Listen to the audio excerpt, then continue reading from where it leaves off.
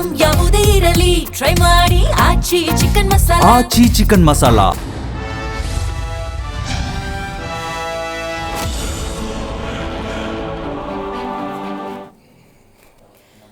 ನಮಸ್ಕಾರ. ಬೆಂಗಳೂರಿನ ಜನತೆಯ ಹಲವು ವರ್ಷಗಳ ಪ್ರಶ್ನೆಗೆ ಅಂತೂ ಇಂತೂ ಉತ್ತರ ಅನ್ನೋದು ಲಭ್ಯವಾಗಿದೆ.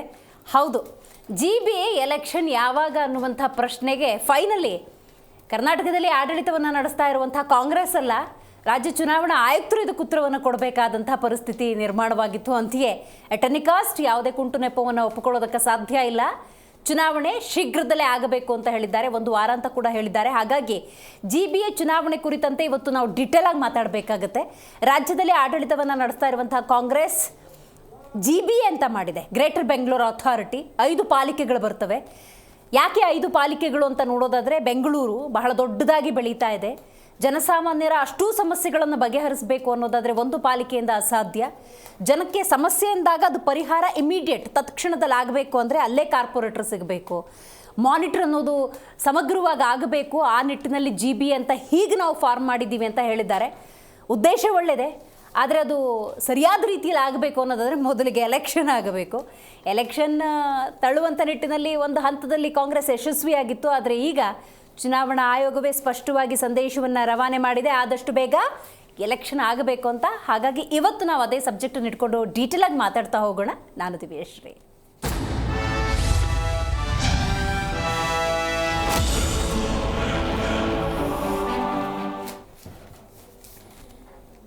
ಬೆಂಗಳೂರು ಜನತೆಗೆ ಈ ಕ್ಷಣದವರೆಗೂ ಒಂದು ಕನ್ಫ್ಯೂಷನ್ ಇತ್ತು, GBA ಎಲೆಕ್ಷನ್ ಆಗುತ್ತಾ ಇಲ್ವಾ ಅಂತ ಹೇಳಿ.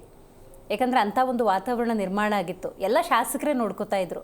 ಸಣ್ಣ ಪುಟ್ಟ ಸಮಸ್ಯೆಗೂ ಕೂಡ ಶಾಸಕರ ಹತ್ರ ಹೋಗೋದು ಅಂದರೆ ಜನರಿಗೂ ಕೂಡ ಅಷ್ಟು ಸುಲಭದ ಮಾತಲ್ಲ. ಕೆಲವೊಮ್ಮೆ ಸಿಗ್ತಾರೆ, ಕೆಲವೊಮ್ಮೆ ಸಿಗಲ್ಲ, ಕೆಲಸ ಆಗತ್ತೆ, ಆಗೋದಿಲ್ಲ, ಇಂಥ ಒಂದು ವಾತಾವರಣ ಇತ್ತು. ಆದರೆ ಒಬ್ಬ ಕಾರ್ಪೊರೇಟರ್ ಅಂತ ಕೈಗೆ ಸಿಕ್ಕಿದಾಗ ನೇರವಾಗಿ ಕೇಳುವಂತಹ ವ್ಯವಸ್ಥೆಗಳಿರುತ್ತೆ. ಬಟ್ ಅದಕ್ಕೆ ಯಾವುದೇ ಸರ್ಕಾರಗಳ ಆಡಳಿತ ನಡೆಸ್ತಾ ಇದ್ರು ಕೂಡ ಅದು ಆಗಿರಲಿಲ್ಲ. ಪ್ರಸ್ತುತ 3 ವರ್ಷದಿಂದ ಆಡಳಿತವನ್ನು ಕಾಂಗ್ರೆಸ್ ನಡೆಸ್ತಾ ಇರೋದ್ರಿಂದಾಗಿ ನಾವು ಆಡಳಿತ ಪಕ್ಷವನ್ನೇ ನೇರವಾಗಿ ಕೇಳಬೇಕಾಗುತ್ತೆ ಯಾವಾಗ ಚುನಾವಣೆ ಅಂತೇಳಿ. ಅವರು ಅದು ಇದು ನೆಪಗಳನ್ನು ಹೇಳ್ಕೊಂಡು ಬಂದಿದ್ರು. ಎನಿಹೌ ಈಗ ಚುನಾವಣಾ ಆಯೋಗವೇ GBA ಚುನಾವಣೆ ಬಗ್ಗೆ ಪ್ರಸ್ತಾಪ ಮಾಡಿರೋದ್ರಿಂದಾಗಿ ಚುನಾವಣೆಗಂತೂ ಮುಹೂರ್ತ ಫಿಕ್ಸ್. ಶೀಘ್ರದಲ್ಲೇ GBA ಚುನಾವಣೆ ನಡೆಯುತ್ತೆ ಅನ್ನೋದಕ್ಕೊಂದು ಖಚಿತತೆ ಲಭ್ಯವಾಗಿದೆ. ಚುನಾವಣಾ ಆಯೋಗ ನಿಟ್ಟಿನಲ್ಲಿ ತಯಾರಿಯನ್ನು ನಡೆಸಿದೆ. ರಾಜ್ಯ ಚುನಾವಣಾ ಆಯೋಗದ ಮಹತ್ವದ ಸಭೆ ಕೂಡ ನಡೆದಿದೆ. ಸಭೆಯಲ್ಲಿ ಮಾಹಿತಿಯನ್ನು ಚುನಾವಣಾ ಆಯುಕ್ತರು ಪಡ್ಕೊಂಡಿದ್ದಾರೆ. ಪಾಲಿಕೆ ಆಯುಕ್ತರಿಂದ ಮಾಹಿತಿಯನ್ನು ಚುನಾವಣಾ ಆಯುಕ್ತರು ಪಡ್ಕೊಂಡಿರೋದು. 5 ನಗರ ಪಾಲಿಕೆಗಳ ಚುನಾವಣೆಯ ಸಂಬಂಧ ಮಾಹಿತಿಯನ್ನು ಪಡೆದುಕೊಂಡಿದ್ದಾರೆ. ಚುನಾವಣಾ ದಿನಾಂಕ ಶೀಘ್ರದಲ್ಲೇ ಜಾರಿಗೆ ಸೂಚನೆಯನ್ನು ಕೊಟ್ಟಿದ್ದಾರೆ, which is very very very important. ಯಾಕಂದರೆ GBAಗೆ ರಾಜ್ಯ ಚುನಾವಣಾ ಆಯೋಗ ಕೊಟ್ಟಿರುವಂಥ ಸೂಚನೆಯ ಆಧಾರದಲ್ಲಿ ನಾವು ನೋಡ್ತಾ ಹೋಗೋದಾದರೆ ಅತಿ ಶೀಘ್ರದಲ್ಲಿ ಆಗಬೇಕು. ಜೂನ್ 24ರ ಒಳಗೆ ಒಂದು ಡೇಟ್ ಹೇಳದೆ ಹೋದರೆ, ನೋಡಿ ಕೇಳಿಸ್ಕೊಳ್ಳಿ, ಜೂನ್ 24ರ ಒಳಗೆ ಒಂದು ಡೇಟನ್ನು ಹೇಳದೆ ಹೋದರೆ ನಾವೇ ನಮ್ಮ ಅಧಿಕಾರವನ್ನು ಬಳಸಿ ದಿನಾಂಕವನ್ನು ಘೋಷಣೆ ಮಾಡ್ತೀವಿ ಅಂತ ರಾಜ್ಯ ಚುನಾವಣಾ ಆಯುಕ್ತರು ಸಂಗ್ರೇಶಿ ಅವರು ಹೇಳಿದ್ದಾರೆ. ಬಹಳ ಒಳ್ಳೆ ನಡೆಯುವುದು. ಯಾಕಂತ ಹೇಳಿದ್ರೆ ಕಾದು ಕಾದು ಜನಸಾಮಾನ್ಯರು ಬೇಸತ್ತು ಹೋಗಿದ್ರು. ಇಂಥ ಸಂದರ್ಭದಲ್ಲಿ ನೀವೊಂದು ಡೇಟ್ ಹೇಳಿಲ್ಲ ಅಂದರೆ ನಾವೇ ನಮ್ಮ ಅಧಿಕಾರವನ್ನು ಬಳಸಿ ಚುನಾವಣೆ ಮಾಡ್ತೀವಿ ಅಂತ ಹೇಳ್ತಾರೆ ಅನ್ನೋದಾದರೆ ಜನರ ಕೂಗು ಕಡೆ ಪಕ್ಷ ಚುನಾವಣಾ ಆಯೋಗ ಕೇಳಿದೆಯಲ್ಲ ಅನ್ನೋದು ಸಂತೋಷದ ವಿಚಾರ. ಎನಿಹೌ ಆಡಳಿತವನ್ನು ನಡೆಸ್ತಾ ಇರುವಂತಹ ಆಡಳಿತ ಪಕ್ಷ ಇರ್ಬೋದು, ಆಡಳಿತ ಪಕ್ಷದಷ್ಟೇ ಜವಾಬ್ದಾರಿಯನ್ನು ಹೊಂದಿರುವಂತಹ ವಿಪಕ್ಷ ಇರ್ಬೋದು, ಬೆಂಗಳೂರಿನಲ್ಲಿ ನಮ್ಮದೊಂದು ಅಧಿಪತ್ಯ ಇರಲಿ ಅನ್ನುವಂತಹ ಪ್ರಯತ್ನದಲ್ಲಿರುವಂಥ ಇತರ ಪಕ್ಷಗಳು GBA ಚುನಾವಣೆಗೆ ತಯಾರಿಯನ್ನು ನಡೆಸಬೇಕಾಗತ್ತೆ. ಇದರ ನಡುವೆ ಮಹಿಳೆಯರನ್ನು ಇಲ್ಲಿ ಎಷ್ಟರ ಮಟ್ಟಿಗೆ ಮೀಸಲಾತಿ ಆಧಾರದಲ್ಲಿ ಒಳಪಡಿಸ್ತಾರೆ ಅನ್ನೋದು ಕೂಡ ಕುತೂಹಲ ಇದೆ. ಯಾಕಂದರೆ ದೊಡ್ಡ ದೊಡ್ಡ ಮಾತುಗಳನ್ನು ಈಗಾಗಲೇ ಆಡ್ಬಿಟ್ಟಿರೋದ್ರಿಂದಾಗಿ ಇಂಪ್ಲಿಮೆಂಟೇಷನ್ ಅಥವಾ ಅನುಷ್ಠಾನ ಅಂದಾಗ ಅದು ಎಷ್ಟರ ಮಟ್ಟಿಗೆ ಅನ್ನೋದನ್ನು ಕಾದು ನೋಡಬೇಕು. ಎನಿಹೌ ನಿಮಗಂತೂ ಗೊತ್ತಾಗ್ತಾ ಇದೆ, GBA ಚುನಾವಣೆ ಡೆಫಿನೆಟ್ಲಿ ನಡೆಯುತ್ತೆ. ಅದರ ಬಗ್ಗೆ ಒಂದು ಖಚಿತತೆ ಅಂತೂ ಲಭ್ಯವಾಗಿದೆ. ಇದಕ್ಕೆ ಸಂಬಂಧಪಟ್ಟಂತೆ ಹಲವರು ಮಾತಾಡಿದ್ದಾರೆ, ಬನ್ನಿ ಕೇಳೋಣ. ನಮ್ಮ ಸ್ವಲ್ಪ ಏನೆಲ್ಲ ಎಲೆಕ್ಷನ್ ಕಂಡಕ್ಟ್ ಮಾಡಲಿಕ್ಕೆ ಏನೆಲ್ಲ ಆಗ್ಬೋದು, ಏನು ಡೀಟೇಲ್ಸ್ ಇರ್ಬೋದು, ಅದರ ಬಗ್ಗೆ ಡಿಸ್ಕಷನ್ ಆಗಿದೆ. ಬಾಕಿ ಸ್ಟೇಟ್ ಎಲೆಕ್ಷನ್ ಕಮಿಷನರ್ ಅವರು ನಿಮಗೆ ಬ್ರೀಫ್ ಮಾಡ್ತಾರೆ. ಸೆಕ್ಷನ್ 34 ಉಪ ಸೆಕ್ಷನ್ 4ರ ಪ್ರಕಾರ ಸ್ಟೇಟ್ ಎಲೆಕ್ಷನ್ ಕಮಿಷನ್ ಚುನಾವಣಾ ದಿನಾಂಕಗಳನ್ನು ನಿಗದಿ ಚುನಾವಣಾ ದಿನಾಂಕಗಳನ್ನು GBA ಜೊತೆ ಸಮಾಲೋಚಿಸಿ ನಿಗದಿಪಡಿಸತಕ್ಕದ್ದು ಅಂತ ಕಾನೂನು ಇದ್ದ ಮೇರೆಗೆ ನಾವು GBAದ ಮೆಂಬರ್ ಸೆಕ್ರೆಟರಿ ಆದಂಥ ಚೀಫ್ ಕಮಿಷನರ್ GBAದ ಚೀಫ್ ಕಮಿಷನರ್ ಅವರಿಗೆ ಪತ್ರವನ್ನು ಬರೆದಿದ್ದೆವು. ಆ ಪ್ರಕಾರ ಅವರು ಕಳೆದ 4 GBA ಆ್ಯಕ್ಟ್ ಅನ್ನು ಇನ್ವೋಕ್ ಮಾಡಿ ಅವರಿಗೆ GBA ಏನೋ ಮೆಂಬರ್ ಬೋರ್ಡ್ ಇದೆಯಲ್ಲ ಅವರಿಗೆ ಅಥರೈಸೇಷನ್ ಕೊಟ್ಟ ಹಿನ್ನೆಲೆಯಲ್ಲಿ ಅವರೂ ಅಪೇರಿದ್ರು, ಅವರು ಕೂಡ ಬಂದಿದ್ದರು. ಅವರ ಜೊತೆಗೆ 5 ಕಾರ್ಪೊರೇಷನ್ ಕಮಿಷನರ್ ಅವರು ಕೂಡ GBAದ ಮೆಂಬರ್ಗಳು ಎಕ್ಸ್ ಅಫಿಷಿಯಲ್ ಮೆಂಬರ್. ಹಾಗಾಗಿ ಅವರು 5 ಜನ ಮತ್ತು ನಮ್ಮ ಚೀಫ್ ಕಮಿಷನರ್ ಮೆಂಬರ್ ಸೆಕ್ರೆಟರಿ ಆದ GBA ಮೆಂಬರ್ ಸೆಕ್ರೆಟರಿ ಆದ ಚೀಫ್ ಕಮಿಷನರ್ ಅವರು ಬಂದಿದ್ದರು. ಬಂದು ನಾನು ಈಗಾಗಲೇ ಅವರಿಗೆ ತಿಳಿಸಿದಂತೆ ಪತ್ರದ ಮುಖಾಂತರ ದಿನಾಂಕವನ್ನು ನಿಗದಿಪಡಿಸುವುದು ಮಾತ್ರ ಬಾಕಿ ಇದೆ. ಉಳಿದೆಲ್ಲ ಕ್ರಮಗಳನ್ನು ನಾವು ಕೈಗೊಂಡಿದ್ದೇವೆ ಚುನಾವಣೆ ನಡೆಸಲು ಅಂತ ಅವರಿಗೆ ತಿಳಿಸಿದ್ದ ಹಿನ್ನೆಲೆಯಲ್ಲಿ ಅವರು ಒಂದು ಮನವಿ ಪತ್ರವನ್ನು ಮತ್ತು ಮನವಿಯನ್ನು ನಮಗೆ ಮಾಡಿದರು. ಚುನಾವಣಾ ದಿನಾಂಕಗಳನ್ನು ನಿಗದಿಪಡಿಸುವಾಗ ಹಲವಾರು ಏನು ಹೇಳ್ತೀವಿ ನಾವು ಯಾವುದು ಮಳೆಗಾಲ ಇರ್ತಕ್ಕಂಥ ಪರೀಕ್ಷೆಗಳನ್ನು ಮತ್ತು ಸೆನ್ಸಸ್ಸು SIR ಇವುಗಳನ್ನು ನೋಡಿ ನಿಗದಿಪಡಿಸಿ ಅಂತ ಅವರು. ರಾಜ್ಯ ಚುನಾವಣಾ ಆಯೋಗ ಫೈನಲಿ ಡಿಸಿಷನ್ ತೊಗೊಂಡಿದೆಯಲ್ಲ, ಇದನ್ನು ನಾವು ಸ್ವಾಗತಿಸಲೇಬೇಕಾಗುತ್ತೆ. ಯಾಕಂದರೆ ಬೆಂಗಳೂರು ಜನರ ಸಮಸ್ಯೆಗೆ ಕಡೆ ಪಕ್ಷ ಈ ಮೂಲಕ ಆದರೂ ಪರಿಹಾರ ಲಭ್ಯವಾಗ್ತಿದೆ ಅಂತ. ಈ ಬಗ್ಗೆ ಮಾತಾಡಲಿಕ್ಕೆ ಮೊದಲನೇದಾಗಿ ನಮ್ಮ ಕಾರ್ಯಕ್ರಮದಲ್ಲಿ JDS ವಕ್ತಾರರಾಗಿರುವಂಥ ನಾಗೇಂದ್ರ ಬಾಬು ಪ್ರಸಾದ್ ಅವರಿದ್ದಾರೆ, ನಮಸ್ಕಾರ. BJP ವಕ್ತಾರರು ಉತ್ಕರ್ಷ್ ಅವರಿದ್ದಾರೆ, ನಮಸ್ಕಾರ. AP ವಕ್ತಾರರು ಶಶಿಧರ್ ಆರಾಧ್ಯ ಅವರಿದ್ದಾರೆ, ನಮಸ್ಕಾರ. ಈ ಡಿಸಿಷನ್ನ ರಾಜ್ಯ ಚುನಾವಣಾ ಆಯೋಗ ಯಾವಾಗಲೂ ತೊಗೊಂಡಿದ್ರೆ ಉತ್ತಮ ಅಂತೇನೋ ಅನ್ನಿಸ್ತಾ ಇತ್ತು. ನೀವು ಈಗಲಾದರೂ ತೊಗೊಂಡಿದ್ದಾರಲ್ಲ, ಅದನ್ನ ಸ್ವಾಗತಿಸೋಣ. ಸೊ ಚುನಾವಣೆಯ ತಯಾರಿ ಅಂದಾಗ ಡೆಫಿನೆಟ್ಲಿ JDS ಆಗಿ ಮೈತ್ರಿ ಜೊತೆ ಮುಂದುವರಿತೀರಾ ಏನು ಅನ್ನೋದನ್ನು ಕೂಡ ಸ್ಪಷ್ಟಪಡಿಸಿ, ಎಟ್ ದ ಸೇಮ್ ಟೈಮ್ ನೀವು ಡೇಟ್ ಕೊಟ್ಟಿಲ್ಲ ಅಂತ ಹೇಳಿದ್ರೆ ನಾವೇ ನಮ್ಮ ಅಧಿಕಾರ ವ್ಯಾಪ್ತಿಯಲ್ಲಿ ಚುನಾವಣೆಯನ್ನು ಮಾಡಬೇಕು ಅನ್ನುವಂಥ ಸಂದೇಶದವರೆಗೂ ಕಾಯ್ದಿರೋದ್ರ ಬಗ್ಗೆ ಏನು ಹೇಳ್ತೀರಿ? ಮೊದಲನೇದಾಗಿ ದಕ್ಷಿಣ ಏಷ್ಯಾದಲ್ಲಿ ಬೆಳೀತಾ ಇರ್ತಕ್ಕಂಥ ಮಹಾನಗರಗಳಲ್ಲಿ ಮೊದಲನೇ ಸ್ಥಾನದಲ್ಲಿರ್ತಕ್ಕಂಥದ್ದು ಬೆಂಗಳೂರು.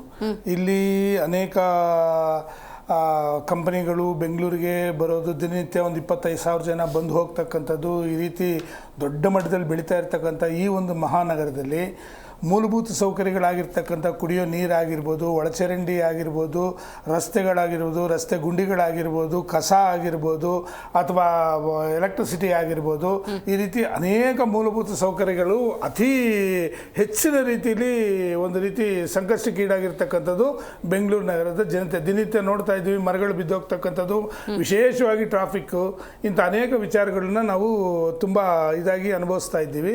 ಹೀಗಾಗಿ ಸರಿಸುಮಾರು ಚುನಾವಣೆ ನಡೆದ ನಂತರ, ಹಳೆಯ ಚುನಾವಣೆ ನಡೆದ ನಂತರ 11 ವರ್ಷಗಳಾದರೂ ಕೂಡ ಇವತ್ತಿನವರೆಗೂ ಕೂಡ ಚುನಾವಣೆ ನಡೆಯಲಿಲ್ಲ. ಈ ಮೂಲಭೂತ ಒಂದು ಸೌಕರ್ಯಗಳು ಕಲ್ಪಿಸ್ಕೊಡೋದ್ರಲ್ಲಿ ಶಾಸಕರುಗಳು ಸಂಪೂರ್ಣವಾಗಿ ವಿಫಲ ಆಗಿದ್ದಾರೆ ಅಂತಕ್ಕಂಥದ್ದು ಮೊದಲನೇದಾಗಿ ನಾನು ಹೇಳಕ್ಕೆ ಇಚ್ಛೆ ಪಡ್ತೀನಿ.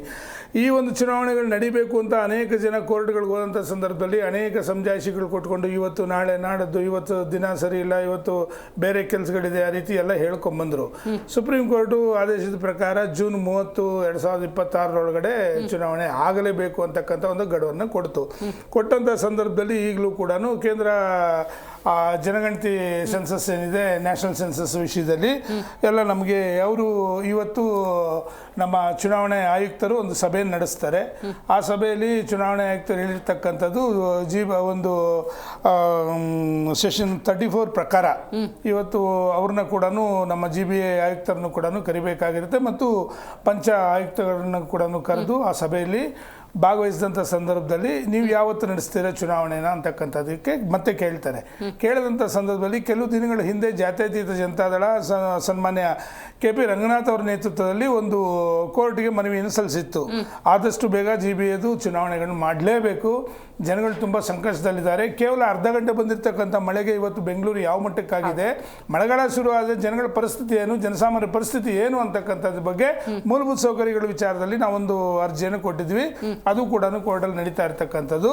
ಮತ್ತೊಂದು ಏನಪ್ಪ ಅಂತಂದರೆ, ಇವತ್ತು ಯಾವೊಂದು ಚುನಾವಣೆ ರಾಜ್ಯ ಚುನಾವಣಾ ಆಯೋಗ ಇವತ್ತು ಒಂದು ಸಭೆ ನಡೆಸ್ತು. ಸಭೆಯಲ್ಲಿ ನಡೆದಿರ್ತಕ್ಕಂಥ ಸಂದರ್ಭದಲ್ಲಿ ಮತ್ತೆ ಹೇಳ್ತಿದ್ದಾರೆ, ನ್ಯಾಷನಲ್ ಸೆನ್ಸಸ್ ನಡೀತಾ ಇರೋದ್ರಿಂದ ನಮಗೆ ಮೂಲಭೂತ ಸೌಕರ್ಯಗಳಾಗಿರ್ತಕ್ಕಂಥ ಮ್ಯಾನ್ ಪವರ್ ತುಂಬ ತೊಂದರೆ ಆಗ್ತಾ ಇದೆ. ಸೊ ಅವ್ರದ್ದೆಲ್ಲ ಮುಗಿದ ಮೇಲೆ ಸೆಪ್ಟೆಂಬರ್ 30 ತನಕ ನಮಗೆ ಅವಕಾಶ ಕೊಡಿ ಅಂತಕ್ಕಂಥದ್ದನ್ನ ಹೇಳಿದರು. ಸರಿ, ಇದಕ್ಕಿಂತ ಮೊನ್ನೆ ಒಂದು ಚರ್ಚೆ ನಡೆದಂಥ ಸಂದರ್ಭದಲ್ಲಿ ಮೂಲಭೂತ ಸೌಕರ್ಯಗಳು ರಾಜ್ಯ ಸರ್ಕಾರದಲ್ಲಿ ಯಾವ ರೀತಿ ಅವರು ಸ್ಟೇಟ್ಮೆಂಟ್ ಕೊಟ್ಟರು ಅಂತಂದರೆ, ನಮ್ಮ ಒಂದು ರೀತಿ ಏನೋ ಹಣ ಕೊರತೆ ಇದೆಯೇನೋ ರಾಜ್ಯ ಸರ್ಕಾರದಲ್ಲಿ ಅಂತಕ್ಕಂಥದ್ರಲ್ಲಿ ಬ್ಯಾಲೆಟ್ ಪೇಪರ್ ಪ್ರಿಂಟ್ ಮಾಡಿಸ್ಬೇಕು, ಹ್ಯಾಂಡ್ ಬುಕ್ಸ್ ಪ್ರಿಂಟ್ ಮಾಡಿಸ್ಬೇಕು, ಮತ್ತು ಇಂಕ್ ಖರೀದಿ ಮಾಡೋದಕ್ಕೆ ಹಣ ಬೇಕು, ಪೋಲಿಂಗ್ ಬೂತ್ಗಳಲ್ಲಿ ಸಿದ್ಧತೆ ಮಾಡ್ಕೋಬೇಕು, ಅವ್ರು ಕೊಟ್ಟಿರ್ತಕ್ಕಂಥ ಸಮಜಾಯಿಷಿಗಳು, ಸಿಬ್ಬಂದಿ ವಾಹನ ಟೆಂಡರ್ಗೆ 105 ಕೋಟಿ ಬೇಕಾಗಿದೆ, ಮತ್ತು ಚುನಾವಣೆ ಜಾಗೃತಿ ಮತ್ತು ಪ್ರಚಾರ ಮತ ಎಣಿಕೆ ಕೇಂದ್ರ ಸಿದ್ಧತೆ ಮಾಡ್ಕೋಬೇಕಾಗಿದೆ, ಟ್ರೈನಿಂಗ್ ಸೆಷನ್ಗೆ ಹಣ ಬೇಕು, ವೆಬ್ಕಾಸ್ಟಿಂಗ್ಗೆ ಟೆಂಡರ್ ಪ್ರಕ್ರಿಯೆ ಆಗಬೇಕು. ಈ ರೀತಿ ಅನೇಕ ವಿಚಾರಗಳನ್ನು ನಮಗೆ ಇದು ಮೂಲಭೂತವಾದಂಥ ಕೊರತೆಗಳಿದೆ ಅಂತಕ್ಕಂಥದ್ದನ್ನ ಕೋರ್ಟ್ ಮುಂದೆ ಅವರೆಲ್ಲ ಹೇಳ್ಕೊಂಡಿದ್ರು.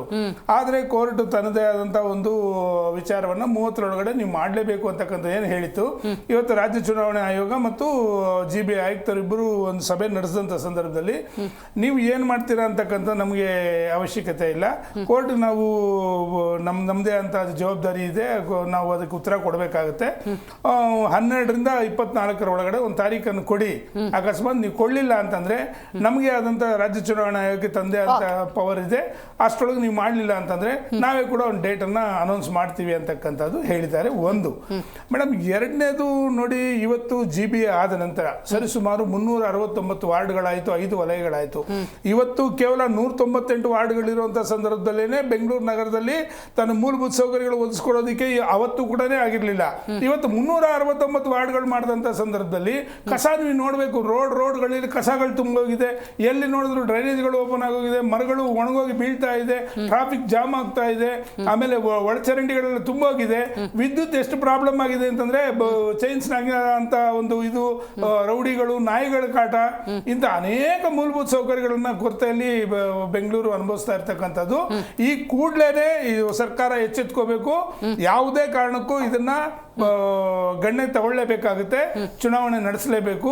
369 ಜನ ಇವತ್ತೇನಾದರೂ ಕಾರ್ಪೊರೇಟರ್ಗಳು ಗೆದ್ದು ಬಂದು ಏನಾದರೂ ಕೆಲಸ ಮಾಡೋದಾದ್ರೆ ಬೆಂಗಳೂರು ಎಷ್ಟು ಡೆವಲಪ್ ಆಗುತ್ತೆ ಅಂತಕ್ಕಂಥದ್ದು ನೋಡಬೇಕು. ಮತ್ತು ಕೆಲವು ಜನ ಮಾತಾಡ್ಕೋತಾ ಇರ್ತಾರೆ, ಕಾರ್ಪೊರೇಟರ್ಗಳಿಗೆ ಬರುವಂಥ ಹಣ MLA ಒಂದು ಅನುದಾನಕ್ಕಿಂತನೂ ಕಾರ್ಪೊರೇಟರ್ಗಳ ಹಣನೇ ಜಾಸ್ತಿ, ಅನುದಾನ ಜಾಸ್ತಿ ಇದೆ, ಅದು MLAಗಳು ಹೋಗ್ತಾ ಇರುತ್ತೆ, ಅವ್ರಿಗೆ ನಾವೇಗ ಯಾವತ್ತಾದ್ರೂ ಚುನಾವಣೆ ಅನ್ನೋ ವಿಚಾರವನ್ನು ಹೇಳಿರ್ತಕ್ಕಂಥದ್ದು.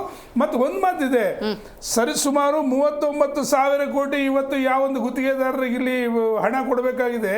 ಇವತ್ತು ಬೆಂಗಳೂರಲ್ಲಿ ಡೆವಲಪ್ ಆಗ್ತಾ ಇರ್ತಕ್ಕಂಥ ಕೆಲಸ ಕಾಮಗಾರಿಗಳೆಲ್ಲ ಹಾಗೆ ಕೂತಿದೆ ಅಂತಕ್ಕಂಥದ್ದು ಕೂಡ ಸಮಸ್ಯೆ ಆಗುತ್ತೆ. ಹಾಗಾದ್ರೆ ರಾಜ್ಯ ಸರ್ಕಾರ ಪಾಪರಾಗಿದೆ ಅಂತಕ್ಕಂಥದ್ದು ಕೂಡ ಇವತ್ತು ಹೇಳಬೇಕಾಗುತ್ತೆ.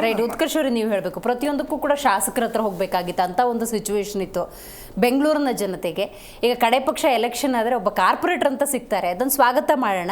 ಬಟ್ ಇರುವಂಥ ಸವಾಲುಗಳನ್ನು ಪ್ರಾಕ್ಟಿಕಲಿ ನೋಡೋದಾದರೆ, ಸ್ಮಶಾನದಲ್ಲಿ ಕೆಲಸ ಮಾಡುವಂಥ ಕಾರ್ಮಿಕರಿಗೆ ಸಂಬಳ ಇಲ್ಲ, ಸರ್ಕಾರಿ ನೌಕರರಿಗೆ ಸಂಬಳ ಇಲ್ಲ. ಇದರ ನಡುವೆ ನೀವು ಈಗ ಎಲೆಕ್ಷನ್ ಮಾಡಬೇಕು. ಎಲೆಕ್ಷನ್ ಅಂದರೆ ಅಫ್ಕೋರ್ಸ್ ಅಲ್ಲಿ ಎಲೆಕ್ಷನ್ ನಡೆಸಬೇಕು ಅಂದ್ರೇ ದುಡ್ಡು ಬೇಕು.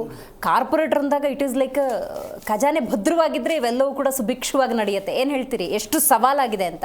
ನೋಡಿ, ಒಂದು ಬಹಳ ಸ್ಪಷ್ಟವಾಗಿ ಏನಂದರೆ ಮೇಡಮ್, ಈಗ GBI ಚುನಾವಣೆ ನಡೆಸುವಂಥದ್ದಾಗಲೇಬೇಕು ಅಂತ ಚುನಾವಣಾ ಆಯೋಗ ಹೇಳಿರುವಂಥದ್ದು. ಆದರೆ ನಮ್ಗಿಲ್ಲಿ ಮೂಲಭೂತವಾಗಿ ಕಾಡ್ತಾ ಇರ್ತಕ್ಕಂಥ ಪ್ರಶ್ನೆ ಏನು ಅಂತಂದ್ರೆ, ಖಜಾನೆ ಖಾಲಿಯಾಗಿದೆ. ಯಾವುದೇ ರೀತಿಯ ಸರ್ಕಾರದ ಹತ್ರ ಈಗ GBI ಹೇಳುತ್ತೆ ಅಂದ್ರೆ GBI ಅಲ್ಲ, ಅದನ್ನ ಹೇಳಿಸ್ತಾರೆ DK ಶಿವಕುಮಾರ್ ಅವರು, ಸಿದ್ದರಾಮಯ್ಯನವರು.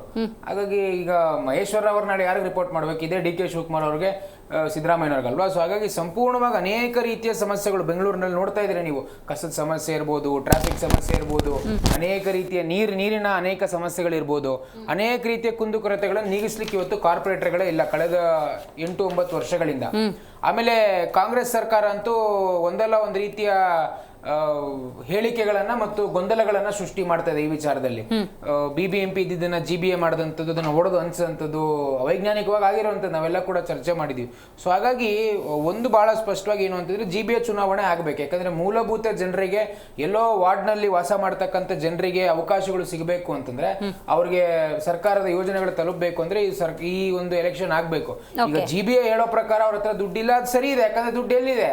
ಖಜಾನೆ ಖಾಲಿ ಆಗಿದೆ ಅಲ್ವಾ, ಎಲ್ಲ ಸಂಪೂರ್ಣವಾಗಿ ಸಂಪೂರ್ಣವಾಗಿ ಖಾಲಿಯಾಗಿ ಕಾಂಗ್ರೆಸ್ ಅವರು ಎಲ್ಲ ಮಿನಿಸ್ಟರ್ಗಳ ಅಕೌಂಟ್ಗಳು ಹೋಗಿದೆ. ಪ್ರತಿಪಕ್ಷಕ್ಕೆ ಹೆಂಗ್ ಗೊತ್ತು ಆಡಳಿತ ಪಕ್ಷ ಖಜಾನೆ ಇದೆಯೋ ಇಲ್ಲೋ ಅನ್ನೋದು ಗೊತ್ತಾಗ್ಬೇಕು. ಖಂಡಿತವಾಗ್ಲೂ ಗೊತ್ತಲ್ಲ, ನಾವೇ ತಾನೆ ಅದ್ದಿನ ಇಟ್ಟಿದೀವಿ ಕಾಂಗ್ರೆಸ್ ಸರ್ಕಾರದ ಮೇಲೆ. ಆಮೇಲೆ ಇನ್ನೊಂದು, ನೀವು ನಿಜವಾಗ್ಲೂ ಇಲ್ಲಿ ಸಮಸ್ಯೆ ಏನ್ ಗೊತ್ತಾ, ಇಲ್ಲಿ ಇವ್ರು ಕುರ್ಚಿ ಕಿತ್ತಾಟದಲ್ಲಿ ಇಲ್ಲಿ ಬೆಂಗಳೂರು ಬಡವಾಗ್ತದೆ. ಹೇಗೆ ಅಂತ, ಈಗ ಏನಾದ್ರೂ ಎಲೆಕ್ಷನ್ ನಡೆದು ಸಪೋಸ್ ಕಾಂಗ್ರೆಸ್ ಅಥವಾ ಕಾಂಗ್ರೆಸ್ಸೇ ಬಂತು ಅನ್ಕೊಳ್ಳಿ, so ಇಫ್ಸ್ and buds D K Shivakumar ಅವ್ರಿಗೆ ಏನು ಸಿದ್ದರಾಮಯ್ಯ ಕ್ರೆಡಿಟ್ ಹೋಗ್ಬಿಡುತ್ತೆ, ನಾನ್ ಮುಖ್ಯಮಂತ್ರಿ ಆದ್ಮೇಲೆ ಆಗ್ಬೇಕು ಅಂತ.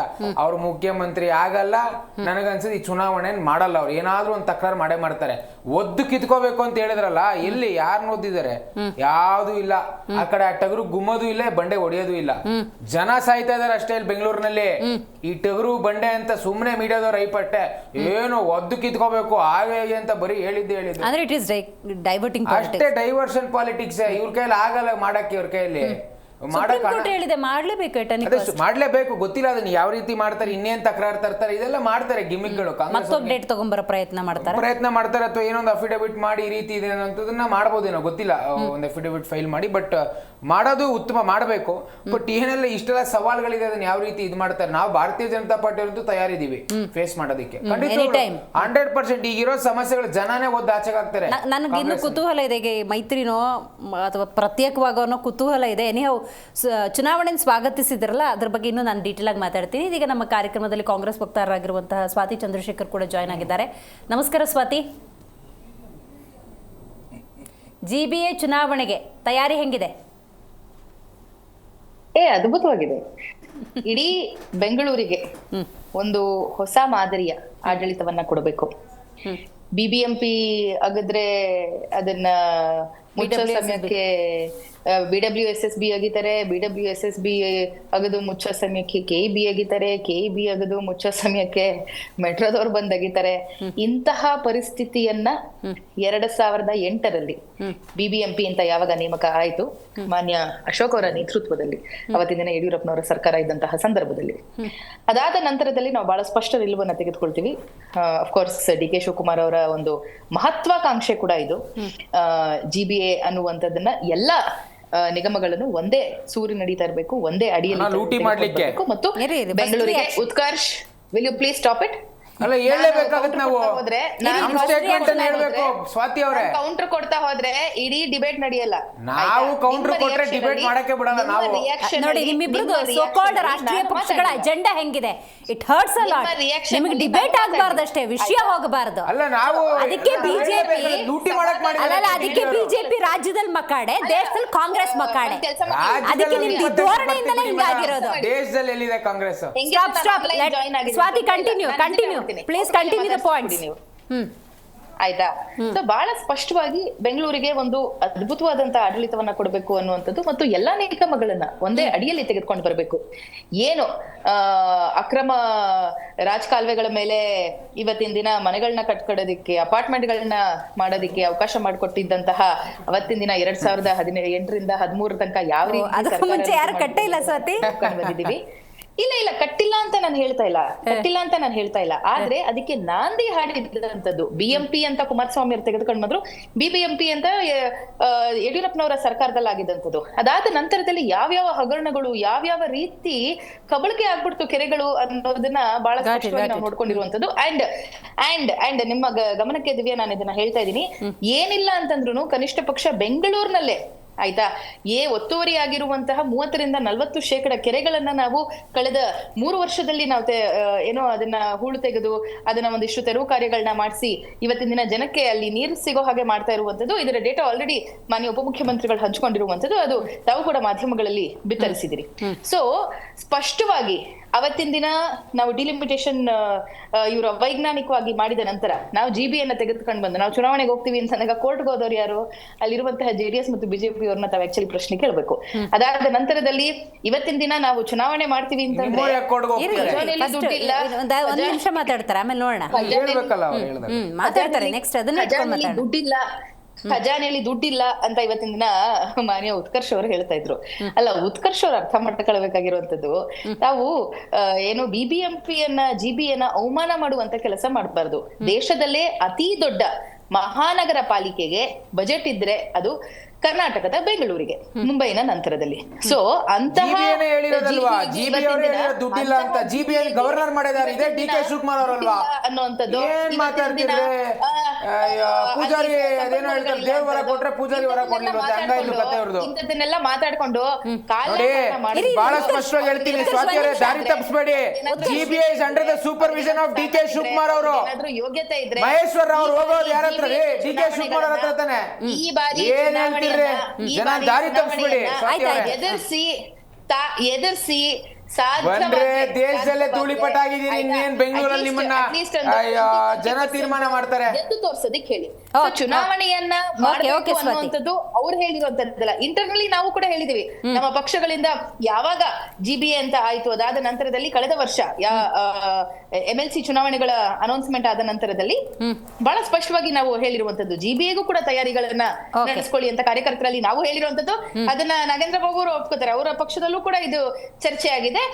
ಬಿಜೆಪಿ ಅವರು ಒಪ್ಕೋತಾರೆ, ಅವರ ಪಕ್ಷದಲ್ಲೂ ಇದು ಚರ್ಚೆ ಆಗಿದೆ. ಆದ್ರೆ ಇವ್ರು ಯಾರು ಎಕ್ಸ್ಪೆಕ್ಟ್ ಮಾಡಿರ್ಲಿಲ್ಲ, ಇಲ್ಲಪ್ಪ ಕಾಂಗ್ರೆಸ್ ಅವ್ರು ಚುನಾವಣೆ ಮಾಡೋದಿಲ್ಲ, ಏನ್ ಜೂನ್ ಜುಲೈ ತನಕ ಯೋಚನೆ ಮಾಡ್ಬೇಕಾಗಿಲ್ಲ, ಆರಾಮಾಗಿ ಸೆಪ್ಟೆಂಬರ್ ಅಕ್ಟೋಬರ್ ಅಲ್ಲಿ ನೋಡ್ಕೊಳ್ಳೋಣ ಅಂತ ಕೂತಿದ್ರು. ಆದ್ರೆ ಇವಾಗ ಯಾವಾಗ ಈ ಕರಾಡ ಬಂದ್ಬಿಡ್ತು, ಇವ್ರಿಗೆ ಇವಾಗ ವಿಲವೆಲ ಒದ್ದಾಟ ಶುರು ಆಗೋಗಿದೆ.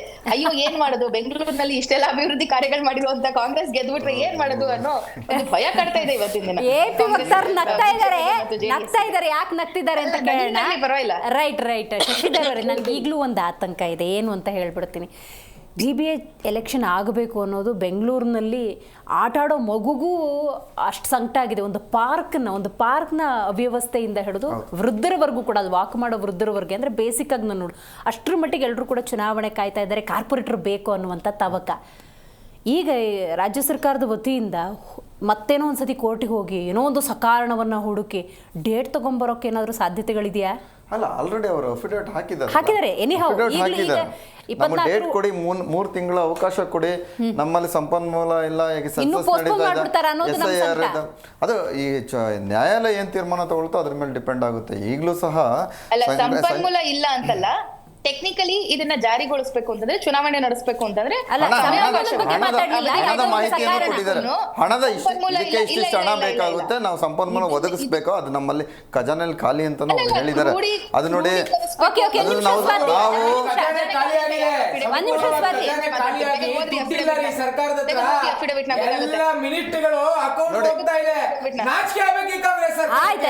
ಈಗ ಅವ್ರು ಮಾತಾಡ್ಬೇಕಾದ್ರೆ ನಾವು ಅವರ ಗಂಭೀರವಾಗಿ ಕೇಳಿಸ್ಕೊಂಡಿದೀವಿ.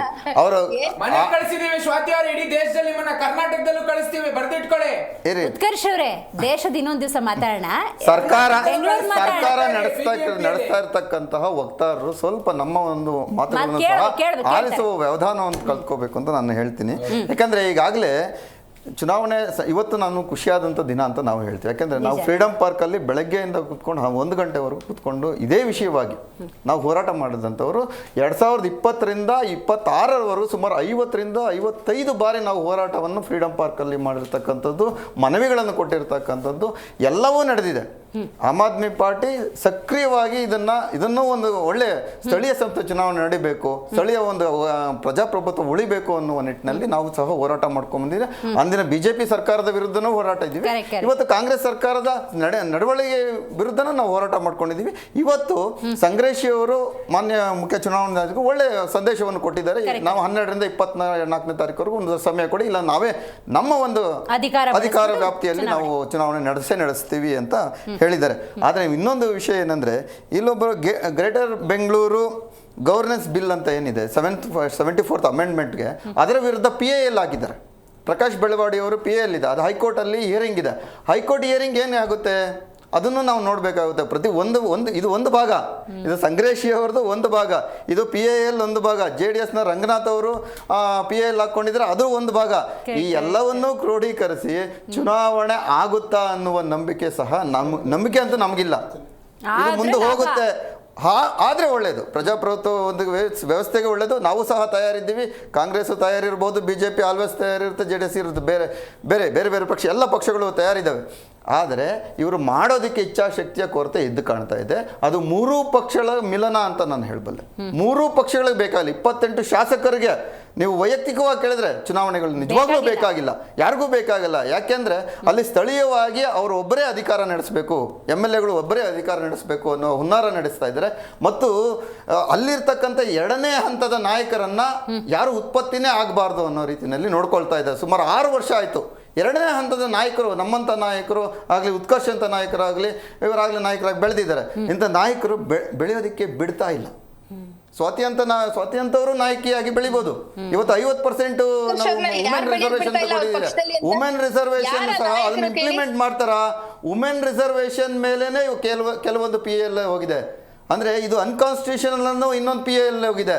ಅಂದರೆ ಎಲ್ಲ ಇಂತಹ ಗೊಂದಲಮಯ ಮಾಡ್ಕೊಂಡಿರ್ತಕ್ಕಂಥ ಕರ್ನಾಟಕ ಸರ್ಕಾರ GBA ಎಲೆಕ್ಷನ್ ಮಾಡುತ್ತಾ ಅದು ನ್ಯಾಯಾಲಯಗಳು ಎಲ್ಲಾದರೂ ಒಂದು ಕಡೆ ಸ್ಟೇ ಕೊಟ್ಟರೆ ಸುಮಾರು 2 ರಿಂದ 3 ತಿಂಗಳು, 5 ರಿಂದ 6 ತಿಂಗಳು ಮುಂದೆ ಹೋಗುತ್ತೆ.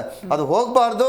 ಕರ್ನಾಟಕ ಸರ್ಕಾರ ಬದ್ಧವಾಗಿರಬೇಕು. ಯಾವುದೇ ತೊಂದರೆ ಆಗಲಿ, ಚುನಾವಣೆ ನಂತರ ನಾವು ಕೋರ್ಟ್ಗೆ ನಾವು ಅಫಿಡೇವಿಟ್ ಕೊಡ್ತೀವಿ, ಅದಕ್ಕೆ ಆನ್ಸರಬಲ್ ನಾವು ಮಾಡ್ತೀವಿ ಅಂತ ಹೇಳಿ ಒಂದು ದಿಟ್ಟತನ ತೋರಿಸಿ ಅದಕ್ಕೆ ಬೇಕಾಗಿರ್ತಕ್ಕಂತಹ ವ್ಯವಧಾನಗಳನ್ನು ಹಣ ಮತ್ತು ಏನು ಕೆಲಸ ಮಾಡುವಂತಹ ಆಫೀಸರ್ಗಳನ್ನೆಲ್ಲ ಕೊಟ್ಟು ಚುನಾವಣೆಗಳನ್ನು ನಡೆಸಲಿ.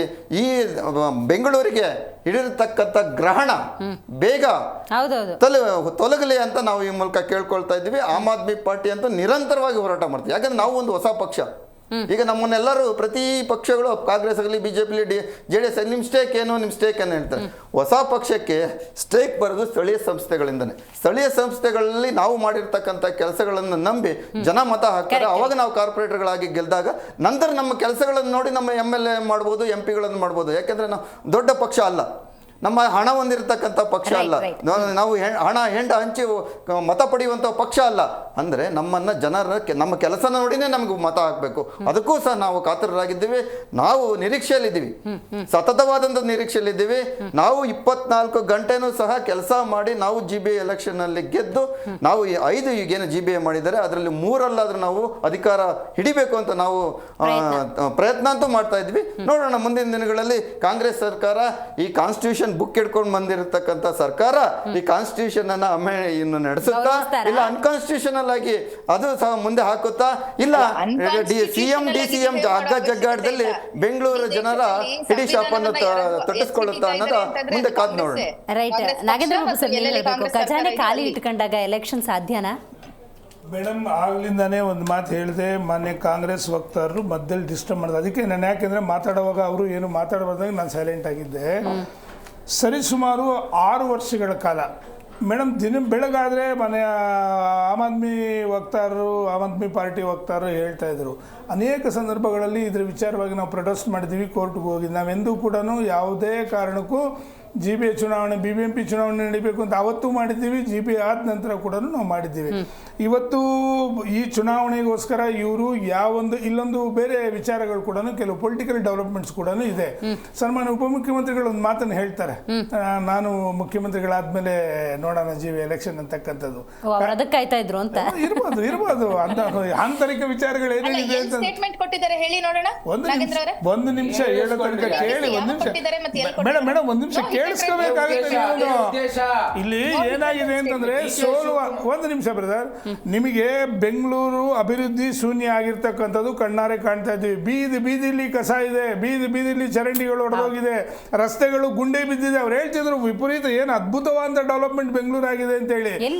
ಬೆಂಗಳೂರಿಲ್ಲ, ಕಾಂಗ್ರೆಸ್ ಹೋಗ್ತಾರೆ ಹೇಳಿದ್ರಲ್ಲ, ಆಮೇಲೆ ಉದ್ಯಮಿಗಳು ಇಲ್ಲಿ ಎಷ್ಟೊಂದು ಜನ ಹೇಳಿಲ್ವಾ ಪಾಪ ಮಾನ್ಯ ಉಪಮುಖ್ಯಮಂತ್ರಿಗಳು. ಮೇಡಮ್ ಒಂದ್ ನಿಮಿಷ ಸಮಾಧಾನವಾಗಿರಿ, ಒಳ್ಳೆ ಡಿಬೇಟ್ ಅಂತ ನೀವೇ ಹೇಳಿದ್ರೆ.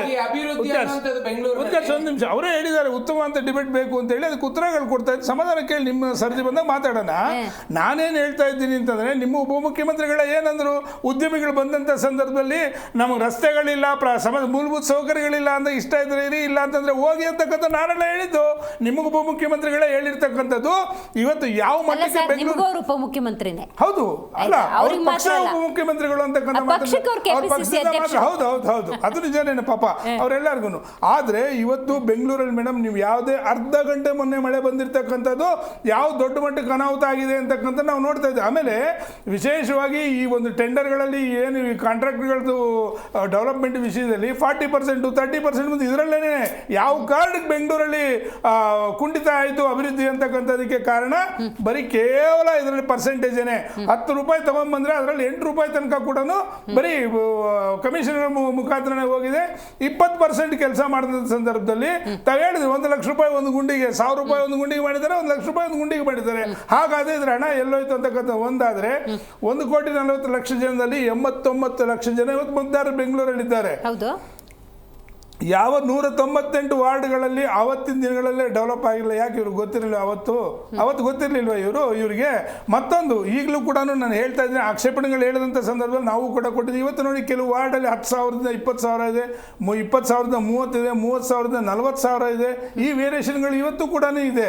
ಹಾಗಾದರೆ ನೀವು ಒಂದು ಯಾವ ರೀತಿ ನೀವು ಅದನ್ನೆಲ್ಲ ಮನವಿಂಗಡಣೆ ಮಾಡಿದ್ರಿ ಅಂತಂದರೆ, ಕೆಲವು ನಿಮ್ಮ ಅನುಕೂಲಗಳಿಗೋಸ್ಕರ ಅಧಿಕಾರ ಇದೆ, ನಿಮ್ಮ ಈ ರೀತಿ ಅನುಕೂಲ ಆದರೆ ಇಲ್ಲಿ ಗೆಲ್ಬೋದು ಅಂತಕ್ಕಂಥ ಸ್ಕೆಚ್ ಹಾಕೊಂಡಿದ್ರೆ, ಇವತ್ತು ಏನಾಗಿದೆ ಅಂತಂದ್ರೆ ಜನಗಳು ಅದನ್ನ ನೋಡ್ತಾ ಇಲ್ಲ. ಮೂಲಭೂತವಾದಂತ ಅಭಿವೃದ್ಧಿ ಇಲ್ಲ, ನಿಮ್ಮಲ್ಲಿ ಹಣ ಇಲ್ಲ, ಕಾಲಹರಣ ಮಾಡ್ಕೊಂಡು ಹೋಗ್ಬೇಕಿಲ್ಲ. ನಾನು ಮುಖ್ಯಮಂತ್ರಿ ಆಗಬೇಕು, ಉಸ್ತುವಾರಿ ಸಚಿವರು ಒಂದಿನ ಕೂಡ ಇದ್ರ ಬಗ್ಗೆ ಬೆಂಗಳೂರು ಡೆವಲಪ್ಮೆಂಟ್ ಬಗ್ಗೆ ಮಾತಾಡಲಿಲ್ಲ. ಒಂದಿನಾನು ನೋಡಿದ್ದಂಥ ಜಾಗದಲ್ಲಿ ಅಭಿವೃದ್ಧಿ ಮಾಡಿದ್ದೀವಿ ಅಂತಕ್ಕಂಥದ್ದು ಕೇವಲ ಹಳೆ ಕೆಲಸಗಳು ಏನಾಗಿದೆ ಅದಕ್ಕೆ ರಿಬ್ಬನ್ ಕಟ್ ಮಾಡ್ತಕ್ಕಂಥದ್ದು ಬಿಟ್ರೆ ಇವತ್ತಿನವರೆಗೂ ಯಾವುದೇ ಕಾರಣಕ್ಕೂ ಹೊಸ ಕೆಲಸಗಳು ಆಗಿಲ್ಲ ಅಂತಕ್ಕಂಥದ್ದು. ಮತ್ತೆ ಒಂದು ನಿಮಿಷ ಹೇಳ್ತಾ ಇದ್ದೀನಿ ಮಾನ್ಯ ಕಾಂಗ್ರೆಸ್ ವಕ್ತಾರರಿಗೆ, ಇವತ್ತು ಕೂಡ ನಾವು ಒಟ್ಟಿಗೆ ಸೇರಿ ಜನಗಳ ಮಧ್ಯಕ್ಕೆ ಹೋಗೋಣ. ಬೆಂಗಳೂರಲ್ಲಿ ಯಾರ ಬಗ್ಗೆ ಏನ್ ಮಾತಾಡ್ತಾರೆ, ಬೆಂಗಳೂರು ಅಭಿವೃದ್ಧಿ ಬಗ್ಗೆ ಏನ್ ಮಾತಾಡ್ತಾರೆ, ಕಸದ ಬಗ್ಗೆ ಏನ್ ಮಾತಾಡ್ತಾರೆ ಅಂತಕ್ಕಂಥದ್ದು ಕೂಡ ನೀವು ನೋಡ್ಬೋದು.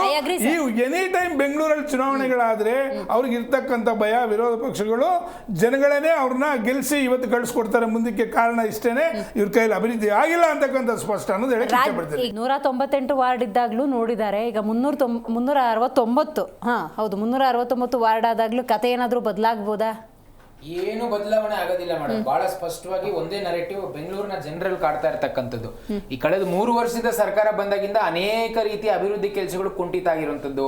ಬೆಂಗಳೂರಿನಲ್ಲಿ ಅನೇಕ ರೀತಿಯ ಸಮಸ್ಯೆಗಳು, ಮಳೆ ಬಂದಾಗ ಅನೇಕ ರೀತಿಯ ಸಮಸ್ಯೆಗಳು ನಾವೇ ನೋಡಿದ್ವಿ. ಮರ ಬಿದ್ದೋದಂಥದ್ದು, ರಸ್ತೆಗಳೆಲ್ಲ ನೀರು ತುಂಬಿಕೊಂಡಂಥದ್ದು, ಅನೇಕ ರೀತಿ. ಮತ್ತೆ ದುರ್ದೈವ ನೋಡ್ರಿ, ಬ್ರ್ಯಾಂಡ್ ಬೆಂಗಳೂರು ಮಾಡ್ತೀವಿ ಅಂತ ಹೇಳಿದಂತ ಈ ಕಾಂಗ್ರೆಸ್ ಅವರು, ನೀವು ಮಹದೇವಪುರ ಆ ಭಾಗದವ್ರು ಬಹುಶಃ ಯಾರಾದ್ರೂ ನೋಡಿದ್ರೆ, ಆ ಅಪಾರ್ಟ್ಮೆಂಟ್ ಅಲ್ಲಿ ಇರ್ತಕ್ಕಂಥ ಅಸೋಸಿಯೇಷನ್ ಜನ ಹೋಗಿ ರೋಡ್ಗೆ, ರಸ್ತೆಗೆ ಮಣ್ಣು ಹಾಕ್ತಕ್ಕಂಥ ಕೆಲಸ, ತಾರ್ ತುಂಬುವಂತ ಕೆಲಸ ಮಾಡ್ತಾ ಇದ್ರು. ಇದಕ್ಕಿಂತ ದುರ್ದೈವದ ಸಂಗತಿ ಏನಾದ್ರು ಕಾಣ್ಲಿಕ್ಕೆ ಸಾಗುತ್ತಾ? ಸೊ ಹಾಗಾಗಿ ಬಹಳ ಸ್ಪಷ್ಟವಾಗಿ ಹೇಳ್ಬೇಕು ಅಂದ್ರೆ, ಅಭಿವೃದ್ಧಿ ಅನ್ನುವಂಥದ್ದು ಕಳೆದ 3 ವರ್ಷದಿಂದ ಕುಂಠಿತ ಆಗಿದೆ. ಇವತ್ತು ಚುನಾವಣೆ ನಡೆದ್ರು ಕೂಡ ಕಾಂಗ್ರೆಸ್ ಧೂಳಿಪಟ ಆಗೋದ್ರಲ್ಲಿ ಯಾವ ಅನುಮಾನ ಇಲ್ಲ. ಅಥವಾ ಈ ಸಬ್ಜೆಕ್ಟ್ ಕೊಟ್ಟು ಏನಾದ್ರು ಡೈವರ್ಟ್ ಮಾಡ್ತಾ ಇದ್ದಾರೆ? ಖಂಡಿತ ಡೈವರ್ಷನ್ ಪಾಲಿಟಿಕ್ಸ್. ನೋಡಿ, ನೀವು ಕಳೆದ 3 ವರ್ಷದಿಂದ ಚರ್ಚೆ ಏನಾಗ್ತಿದೆ ಹೇಳ್ಬಿಡ್ತೀನಿ. ಕುರ್ಚಿ ಕಿತ್ತಾಟ, ಸಿದ್ದರಾಮಯ್ಯನವ್ರು ಆಗ್ತಾರ, ಡಿ ಕೆ ಶಿವಕುಮಾರ್ ಆಗ್ತಾರ, ಮಂತ್ರಿ ಮಂಡಲ ವಿಸ್ತರಣೆ, ಜಾತಿ ಗಣತಿ, ಇಟ್ಟೇ ಬಿಟ್ರೆ ಇನ್ನೇನು ಚರ್ಚೆ ಇಲ್ಲ. ಚರ್ಚೆ ಆಗಿದೆ. ಏನಾದ್ರೂ ಇಂತ ಅಭಿವೃದ್ಧಿ ವಿಚಾರಗಳು ಬಂದಾಗ ಇನ್ನೊಂದಿನೊಂದು ತಂದು ಬಿಡ್ತಾರೆ. ಜಾತಿ ಗಣತಿ ಅಂತಿದ್ರು, ಇಷ್ಟು ದಿವಸ ಅದೊಂದು ಮುಗಿದೋಯ್ತು. ಆಮೇಲೆ ಒಳ ಮೀಸಲಾತಿ ಅಂತಂದ್ರು. ಎಲ್ಲದರಲ್ಲೂ ಫೈಲ್ಯೂರ್ ಆಗಿರೋದೆ ಸರ್ಕಾರ, ಎಲ್ಲದರಲ್ಲೂ ಫೈಲ್ಯೂರ್ ಆಗಿರೋದೆ. ಯಾವ ಐತಿಹಾಸಿಕ ನಿರ್ಣಯ ತಗೊಂಡ್ರು? ಇವತ್ತಿಗೂ ಮಾದಿಗ ಸಮಾಜ ಇರ್ಬೋದು, SC ರೈಟ್ ಕಮ್ಯುನಿಟಿ ಇರ್ಬೋದು, ಹೋರಾಟ ಮಾಡ್ತಾ ಇದ್ದಾರೆ. ಹಾಗಾಗಿ ಬಹಳ ಸ್ಪಷ್ಟವಾಗಿ ಹೇಳ್ಬೇಕು ಅಂತಂದ್ರೆ, ಡೈವರ್ಷನ್ ಪಾಲಿಟಿಕ್ಸ್ ಮಾಡೋದ್ರಲ್ಲಿ ಕಾಂಗ್ರೆಸ್ನವ್ರು ಎತ್ತಿದ ಕೈ. ಇದ್ರಲ್ಲಿ ಯಾವ ಅನುಮಾನ ಇಟ್ಕೊಳ್ತಕ್ಕಂಥ ಅವಶ್ಯಕತೆ ಇಲ್ಲ. ಸುಮ್ಮನೆ ಏನ್ ಮಾತಾಡ್ತಾರ್ರಿ ಕಾಂಗ್ರೆಸ್ ವಕ್ತಾರರು, ಮಾಹಿತಿ ಕೊಡ್ತಾ ಇದೆ. ಇವತ್ತು GBA ಚುನಾವಣೆ ನಡೆದ್ರೆ ಜನಗಿರ್ತಕ್ಕಂಥ ಬೇಸರ, ಜನಗಳಿಗೆ ಎಷ್ಟು ಇವತ್ತು ಹತಾಶರಾಗಿದ್ದಾರೆ ಅಂತಂದ್ರೆ, ಅಭಿವೃದ್ಧಿ ಕೆಲಸಗಳಾಗ್ತಾ ಇಲ್ಲ. ಬ್ರ್ಯಾಂಡ್ ಬೆಂಗಳೂರು ಮಾಡ್ತೀನಿ ಅಂತ ಬಿಜೆಪಿನೂ ಸೇರ್ದ ಹಂಗೆ, ಹೌದು ಬಿಜೆಪಿನೂ ಸೇರ್ದ ಹಂಗೆ ಎಲ್ಲಾ ಶಾಸಕರು ತಮ್ಮ ಇನ್ಕಮ್ ಕಮ್ಮಿ ಆಗುತ್ತೆ. ಉತ್ಕರ್ಷ್ ಅವರೇ, ಬಿಜೆಪಿಯೂ ಸೇರ್ದ ಹಾಗೆ ಬೆಂಗಳೂರಲ್ಲಿ ಎಲ್ಲ ಶಾಸಕರು ತಮ್ಮ ಇನ್ಕಮ್ ಕಮ್ಮಿ ಆಗುತ್ತೆ, ಸೋರ್ಸ್ ಆಫ್ ಇನ್ಕಮಿಗೆ ತೊಂದರೆ ಆಗುತ್ತೆ ಅಂತ ಎಲೆಕ್ಷನ್ಗೆ ಅವರು ಒಪ್ತಾ ಇಲ್ಲ. ಇಲ್ಲ, ಆ ರೀತಿ ಇಲ್ಲ. ಅದು ಬಹುಶಃ ಕಾಂಗ್ರೆಸ್ ಅವರು, ಡಿ ಕೆ ಶಿವಕುಮಾರ್ ಅವರು ಯೋಜನೆ ಮಾಡ್ಕೊಂಡಿರ್ಬೋದು. ಯಾಕಂದ್ರೆ ಅವ್ರ ಕಲೆಕ್ಷನ್, ಅವ್ರ ಪರ್ಸೆಂಟೇಜ್ ಕಮ್ಮಿ ಆಗ್ಬೋದೇನೋ, ಅನ್ಸ್ಬೋದೇನೋ, ಗೊತ್ತಿಲ್ಲ. ಯಾಕಂದ್ರೆ ನಮ್ಗಿರೋ ಮಾಹಿತಿ ಪ್ರಕಾರ ಎಲ್ಲಾ ಇಲಾಖೆಗಳಲ್ಲೂ ಪರ್ಸೆಂಟೇಜ್, ಎಲ್ಲಾ ಇಲಾಖೆಗಳಲ್ಲೂ ಕಮಿಷನ್,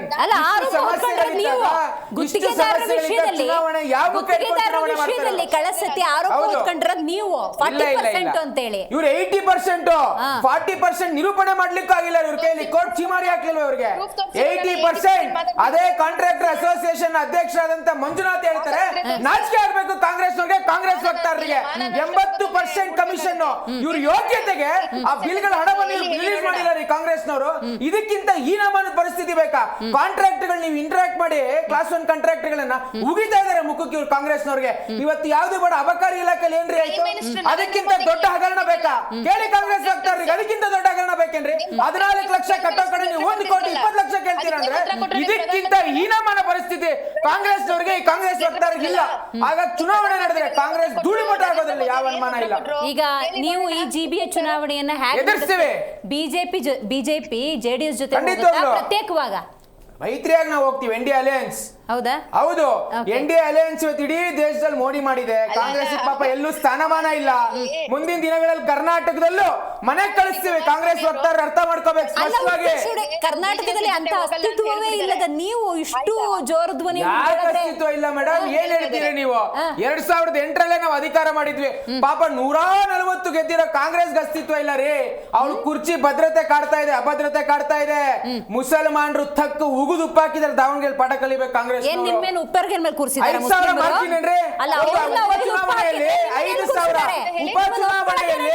ಉಪಚುನಾವಣೆಯಲ್ಲಿ 5,000 ಮಾರ್ಜಿನ್ ಅದು ತೋರಿಸುತ್ತೆ ಕಾಂಗ್ರೆಸ್ ಸರ್ಕಾರ ಏನೆಲ್ಲ ಕೆಲಸವನ್ನು ಮಾಡಿದೆ ಅಂತ.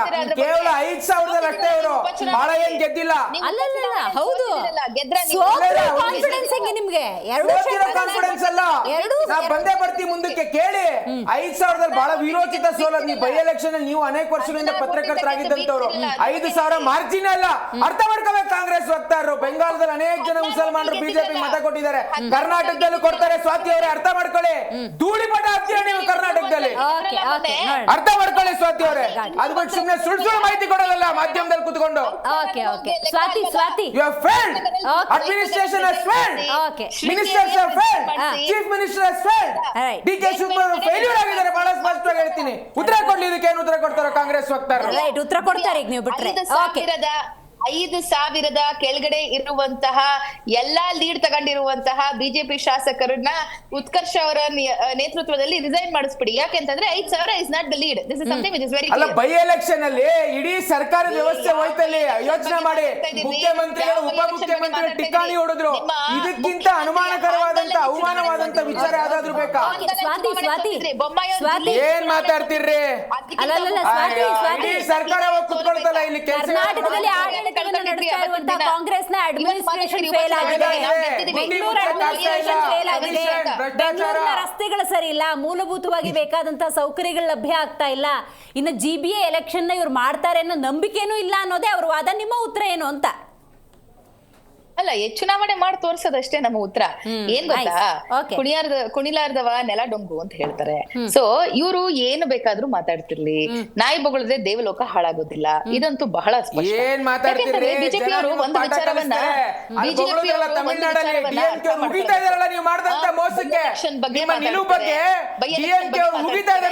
ನೈತಿಕತೆಯನ್ನ ಏನ್ ಮಾತಾಡ್ತೀರಿ ನೀವು?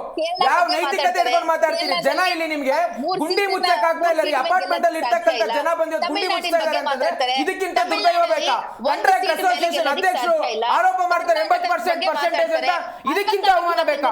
ಇವತ್ತು ಯಾರಾದ್ರೂ ಪ್ರಶ್ನೆ ಮಾಡಿದ್ರೆ DK ಶಿವಕುಮಾರ್ ಅವ್ರಿಗೆ ಗೂಂಡಾವರ್ತನೆ ಆಗ್ತಾರೆ, ಬೆದರಿಕೆ ಆಗ್ತಾರೆ ಅವ್ರಿಗೆ. ಇದಕ್ಕಿಂತ ದುರ್ದೈವ ಬೇಕಾ? ಹೇಳಿ ಸ್ವಾತಿ ಅವರೇ, ಉತ್ತರ ಕೊಡಿ ಇದಕ್ಕೆ. ಅದು ಬಿಟ್ಬಿಟ್ಟು ನೀವು ಏನೇನೋ ಮಾತನಾಡುವಂತದಲ್ಲ. ಮಾಹಿತಿ ಕೊಡ್ತಾ ಇದೆ ನಿಮ್ಗೆ, ಮಾಹಿತಿ ತಿಳ್ಕೊಂಡ್ ಬನ್ನಿ ಸ್ವಾತಿ ಚಂದ್ರಶೇಖರ್ ಅವರೇ. ಮಾಹಿತಿ ಕೊಡ್ತಾ ಇದೆ. ಇದೇ DK ಶಿವಕುಮಾರ್ ಅವರು ಅಪಾರ್ಟ್ಮೆಂಟ್ ಅಸೋಸಿಯೇಷನ್ ಅಧ್ಯಕ್ಷ ಪ್ರಶ್ನೆ ಮಾಡಿದಾಗ ಯಾಕೆ ಧಮಕಿ ಹಾಕಿದ್ರು ನಿಮ್ಮ ಉಪಮುಖ್ಯಮಂತ್ರಿಗಳು? ಯಾಕೆ ಧಮಕಿ ಹಾಕಿದ್ರು? ನನ್ನ ಹತ್ರ ಇವೆಲ್ಲ ಬೇಡ ಅಂತ. ಏನ್ ದಬ್ಬಾಳಿಕೆ ಮಾಡ್ತಾ ಇದ್ದೀರಾ ಜನಗಳ ಮೇಲೆ? ದೌರ್ಜನ್ಯ ಮಾಡ್ತಾ ಇದ್ದೀರಾ ನೀವು? ಹೇಳಿ ಸ್ವಾತಿ ಚಂದ್ರಶೇಖರ್ ಅವರೇ, ಮಹಿಳೆಯರಿಗೆ ಯಾವೆಲ್ಲ ಅವಕಾಶಗಳನ್ನು ಕಲ್ಪಿಸಿಕೊಟ್ಟಿದ್ದೀರಾ? ಮಹಿಳೆಯರಿಗೆ ಏನೆಲ್ಲ ಅವಕಾಶಗಳು ಕೊಟ್ಟಿದ್ದೀರಿ ಹೇಳಿ? ಹೇಳ್ರಿ, ಯಾವ ನೈತಿಕತೆ ಇದೆ ನಿಮ್ಗೆ? ಸ್ವಾತಿ ಚಂದ್ರಶೇಖರ್ ಕುತ್ಕೊಂಡು ಸುಳ್ಳು ಆರೋಪಗಳನ್ನು ಮಾಡ್ತೀರಾ? ಜನಗಳಿಗೆ ದಾರಿ ತಪ್ಪಿಸ್ತಾ ಇದ್ದೀರಾ. ಜನ ನಿಮಗೆ ಚೀಮಾರಿ ಆಗ್ತಾ ಇದ್ದಾರೆ, ಜನ ನಿಮಗೆ ಉಗಿತಾ ಇದ್ದಾರೆ ಕಂಡು. ಯಾವ ನೈತಿಕತೆ ಇಟ್ಕೊಂಡು ಯಾವ ಆಧಾರದ ಮೇಲೆ ಮಾತಾಡ್ತೀರಿ? ಯಾವ ನೈತಿಕತೆ ಇದೆ? ಅಭಿವೃದ್ಧಿ ಕೆಲಸ ಸಂಪೂರ್ಣವಾಗಿ ಧೂಳಿಪಟ್ಟಾಗಿದೆ. ಕೇವಲ ಅವರ ಕುರ್ಚಿ ಕಿತ್ತಾಟದಲ್ಲಿ ಸಿದ್ದರಾಮಯ್ಯ ಅವರು, DK ಶಿವಕುಮಾರ್ ಕುರ್ಚಿ ಕಿತ್ತಾಟದಲ್ಲಿ ಜನ, ಬೆಂಗಳೂರಿನ ಜನ, GBA ಜನ ಬಡವಾಗ್ತಾ ಇದ್ದಾರೆ. ಸ್ವಾತಿ ಅವರೇ, ಕರುಣೆ ಇಟ್ಕೊಳ್ರಿ. ನೀವು ಇದೇ ಬೆಂಗಳೂರಿನ ಭಾಗದವರು. ಯಾವ ನೈತಿಕತೆ ಇದೆ? ಒಂಚೂರು ಕರುಣೆ ಇಲ್ವಲ್ಲ ನಿಮ್ಗೆಲ್ಲ? ಜನ ಚೀಮಾರಿ ಆಗ್ತಾ ಇದ್ದಾರೆ ನಿಮ್ಗೆ. ಏನ್ ಮಾತಾಡ್ತೀರಿ? Swathi, got it, I got the context. Shashidhar ಅವರೇ, ಒಂದಂತೂ ಹೇಳ್ಬೋದು, ನಿಮಗೆ ಅವಕಾಶ ಇದೆ. ನಿಮಗೆ ಅವಕಾಶ ಇದೆ ನೋಡಿ. ಆರೋಪ ಪ್ರತ್ಯಾರೋಪ, ನಾನು ಆರ್ಭಟದ ನಡುವೆ ಸರಿಯಾಗಿ ಕೆಲಸ ಮಾಡಿದ್ರೆ, ಜನರ ವಿಶ್ವಾಸ ಗಳಿಸಿದ್ರೆ, ತಮಿಳ್ನಾಡಲ್ಲಿ ಹೆಂಗ್ ಟಿವಿಗೆ ಬಂತೋ ಹಂಗ ಅವಕಾಶಗಳಿದ್ದಾವೆ. ಸ್ವಾತಿ, ಒಂದ್ ನಿಮಿಷ. AP ವಕ್ತಾರರು ಮಾತಾಡ್ತಿದ್ದಾರೆ. DK ಶಿವಕುಮಾರ್ ಅವರ ನೀವ್ ಯಾವ ಬಣದವರು ಹೇಳಿ ಸ್ವಾತಿ ಅವರೇ? ಆಯ್ತಾಯ್ತು, ಮಾತಾಡೋಣ. ಮುಖ್ಯಮಂತ್ರಿಗಳ ಬಣ, ಗಾಟ್ ಇಟ್. ನಾವು ಆಮ್ ಆದ್ಮಿ ಪಾರ್ಟಿ ಏನಿದೆ, ನಾವು ಕೆಳ ಹಂತದ ಪಾರ್ಟಿ. ಕೆಳ ಹಂತದ ಅಂದರೆ ಜನಗಳ ನಡುವೆ ಇರತಕ್ಕಂತಹ ಒಂದು ಪಾರ್ಟಿ. ಅದು ನಾವು ಬೇಸನ್ನು ಈಗ ಕ್ರಿಯೇಟ್ ಮಾಡ್ತಾ ಇದ್ದೀವಿ. ಅಂದರೆ ಜನರ ಕಷ್ಟ ಸುಖಗಳನ್ನು ನಾವು ನೋಡ್ತೀವಿ. ಈಗಾಗಲೇ ಕೋವಿಡ್ ಅಂತಹ 2 ವರ್ಷ ಸಂಕಷ್ಟ ಬಂತು. ಕೋವಿಡ್ ಸಂದರ್ಭದಲ್ಲಿ ನಾನು ಸಮೇತ ನಮ್ಮ ಎಲ್ಲ ಕಾರ್ಯಕರ್ತರು ಅವರ ಶಕ್ತಿ ಮೀರಿ ಕೆಲಸ ಮಾಡಿರ್ತಕ್ಕಂಥದ್ದು ಎಲ್ಲ ಪಕ್ಷಗಳು ಮಾಡಿದ್ದಾವೆ. ನಾವೇನು ತೆಗಳ್ತಾ ಇಲ್ಲ, ನಮ್ಮ ಕೆಲಸಗಳನ್ನು ನಾವು ಹೇಳ್ತಾ ಇದ್ದೀವಿ ಅಷ್ಟೇ. ಎಲ್ಲ ಪಕ್ಷಗಳು ನೋಡಿಕೊಂಡು ಮತ್ತೆ ಒಂದು ಸಣ್ಣ ಗುಂಡಿಯನ್ನು, ಒಂದು ರಸ್ತೆ ಗುಂಡಿಗಳಾಗಲಿ, ಒಂದು ಸ್ಯಾನಿಟರಿ ಸಿಸ್ಟಮ್ ಆಗಲಿ, ಕೆರೆಗಳಾಗಲಿ, ಏನೇ ಒಂದು ವ್ಯವಸ್ಥೆ ಅಧ್ವಾನ ಆದಾಗ ಮೊದಲು ಧ್ವನಿ ಎತ್ತಿರ್ತಕ್ಕಂಥದ್ದೇ ಆಮ್ ಆದ್ಮಿ ಪಾರ್ಟಿ ಬೆಂಗಳೂರಿನಲ್ಲಿ. ಇವತ್ತು ಸಹ ಇವರು ಸ್ವಾತಿಯವರು ಹೇಳಿದ್ರು ಕೆರೆಗಳ ಅಭಿವೃದ್ಧಿ ಮಾಡ್ತೀವಿ ಅಂತ. ನಾನು ಅವರಿಗೆ ವಿನಮ್ರವಾಗಿ ಮನವಿ ಮಾಡ್ಕೊತೀವಿ, ವಿನಮ್ರವಾಗಿ ಮನವಿ ಮಾಡ್ಕೊತೀನಿ. ಯಶವಂತಪುರ ವಿಧಾನಸಭಾ ಕ್ಷೇತ್ರದ ನಾನೊಬ್ಬ ಸದಸ್ಯ, ನಾನೊಬ್ಬ ಅಲ್ಲಿನ ನಿವಾಸಿ. ಯಶವಂತಪುರ ವಿಧಾನಸಭಾ ಕ್ಷೇತ್ರದಲ್ಲಿ ಸುಮಾರು ಈ ಬರೀ BBMP ವ್ಯಾಪ್ತಿಯಲ್ಲಿರ್ತಕ್ಕಂಥ ಸುಮಾರು 15 ಕೆರೆಗಳು ಬರ್ತವೆ. ಅವರೂ ಸಹ ದೊಡ್ಡ ಕೆರೆಗಳು, ಅವರೂ ಸಹ ವೀಕ್ಷಣೆ ಮಾಡಲಿ. ಎಲ್ಲಿ ಹೂಳೆತ್ತಿದ್ದಾರೆ 3 ವರ್ಷದಲ್ಲಿ, ಎಲ್ಲಿ ಅದರ ಅಭಿವೃದ್ಧಿ ಮಾಡಿದ್ದಾರೆ, ಎಲ್ಲಿ STPಗಳು ಡೆವಲಪ್ ಆಗಿದೆ. STPಗಳು ಮೇಡಮ್ ಒಂದೇ ನಿಮಿಷ ನಿಮ್ಮ ಹತ್ರ ವಿನಮ್ರವಾಗಿ ನಾನು ವಿನಮ್ರವಾಗಿ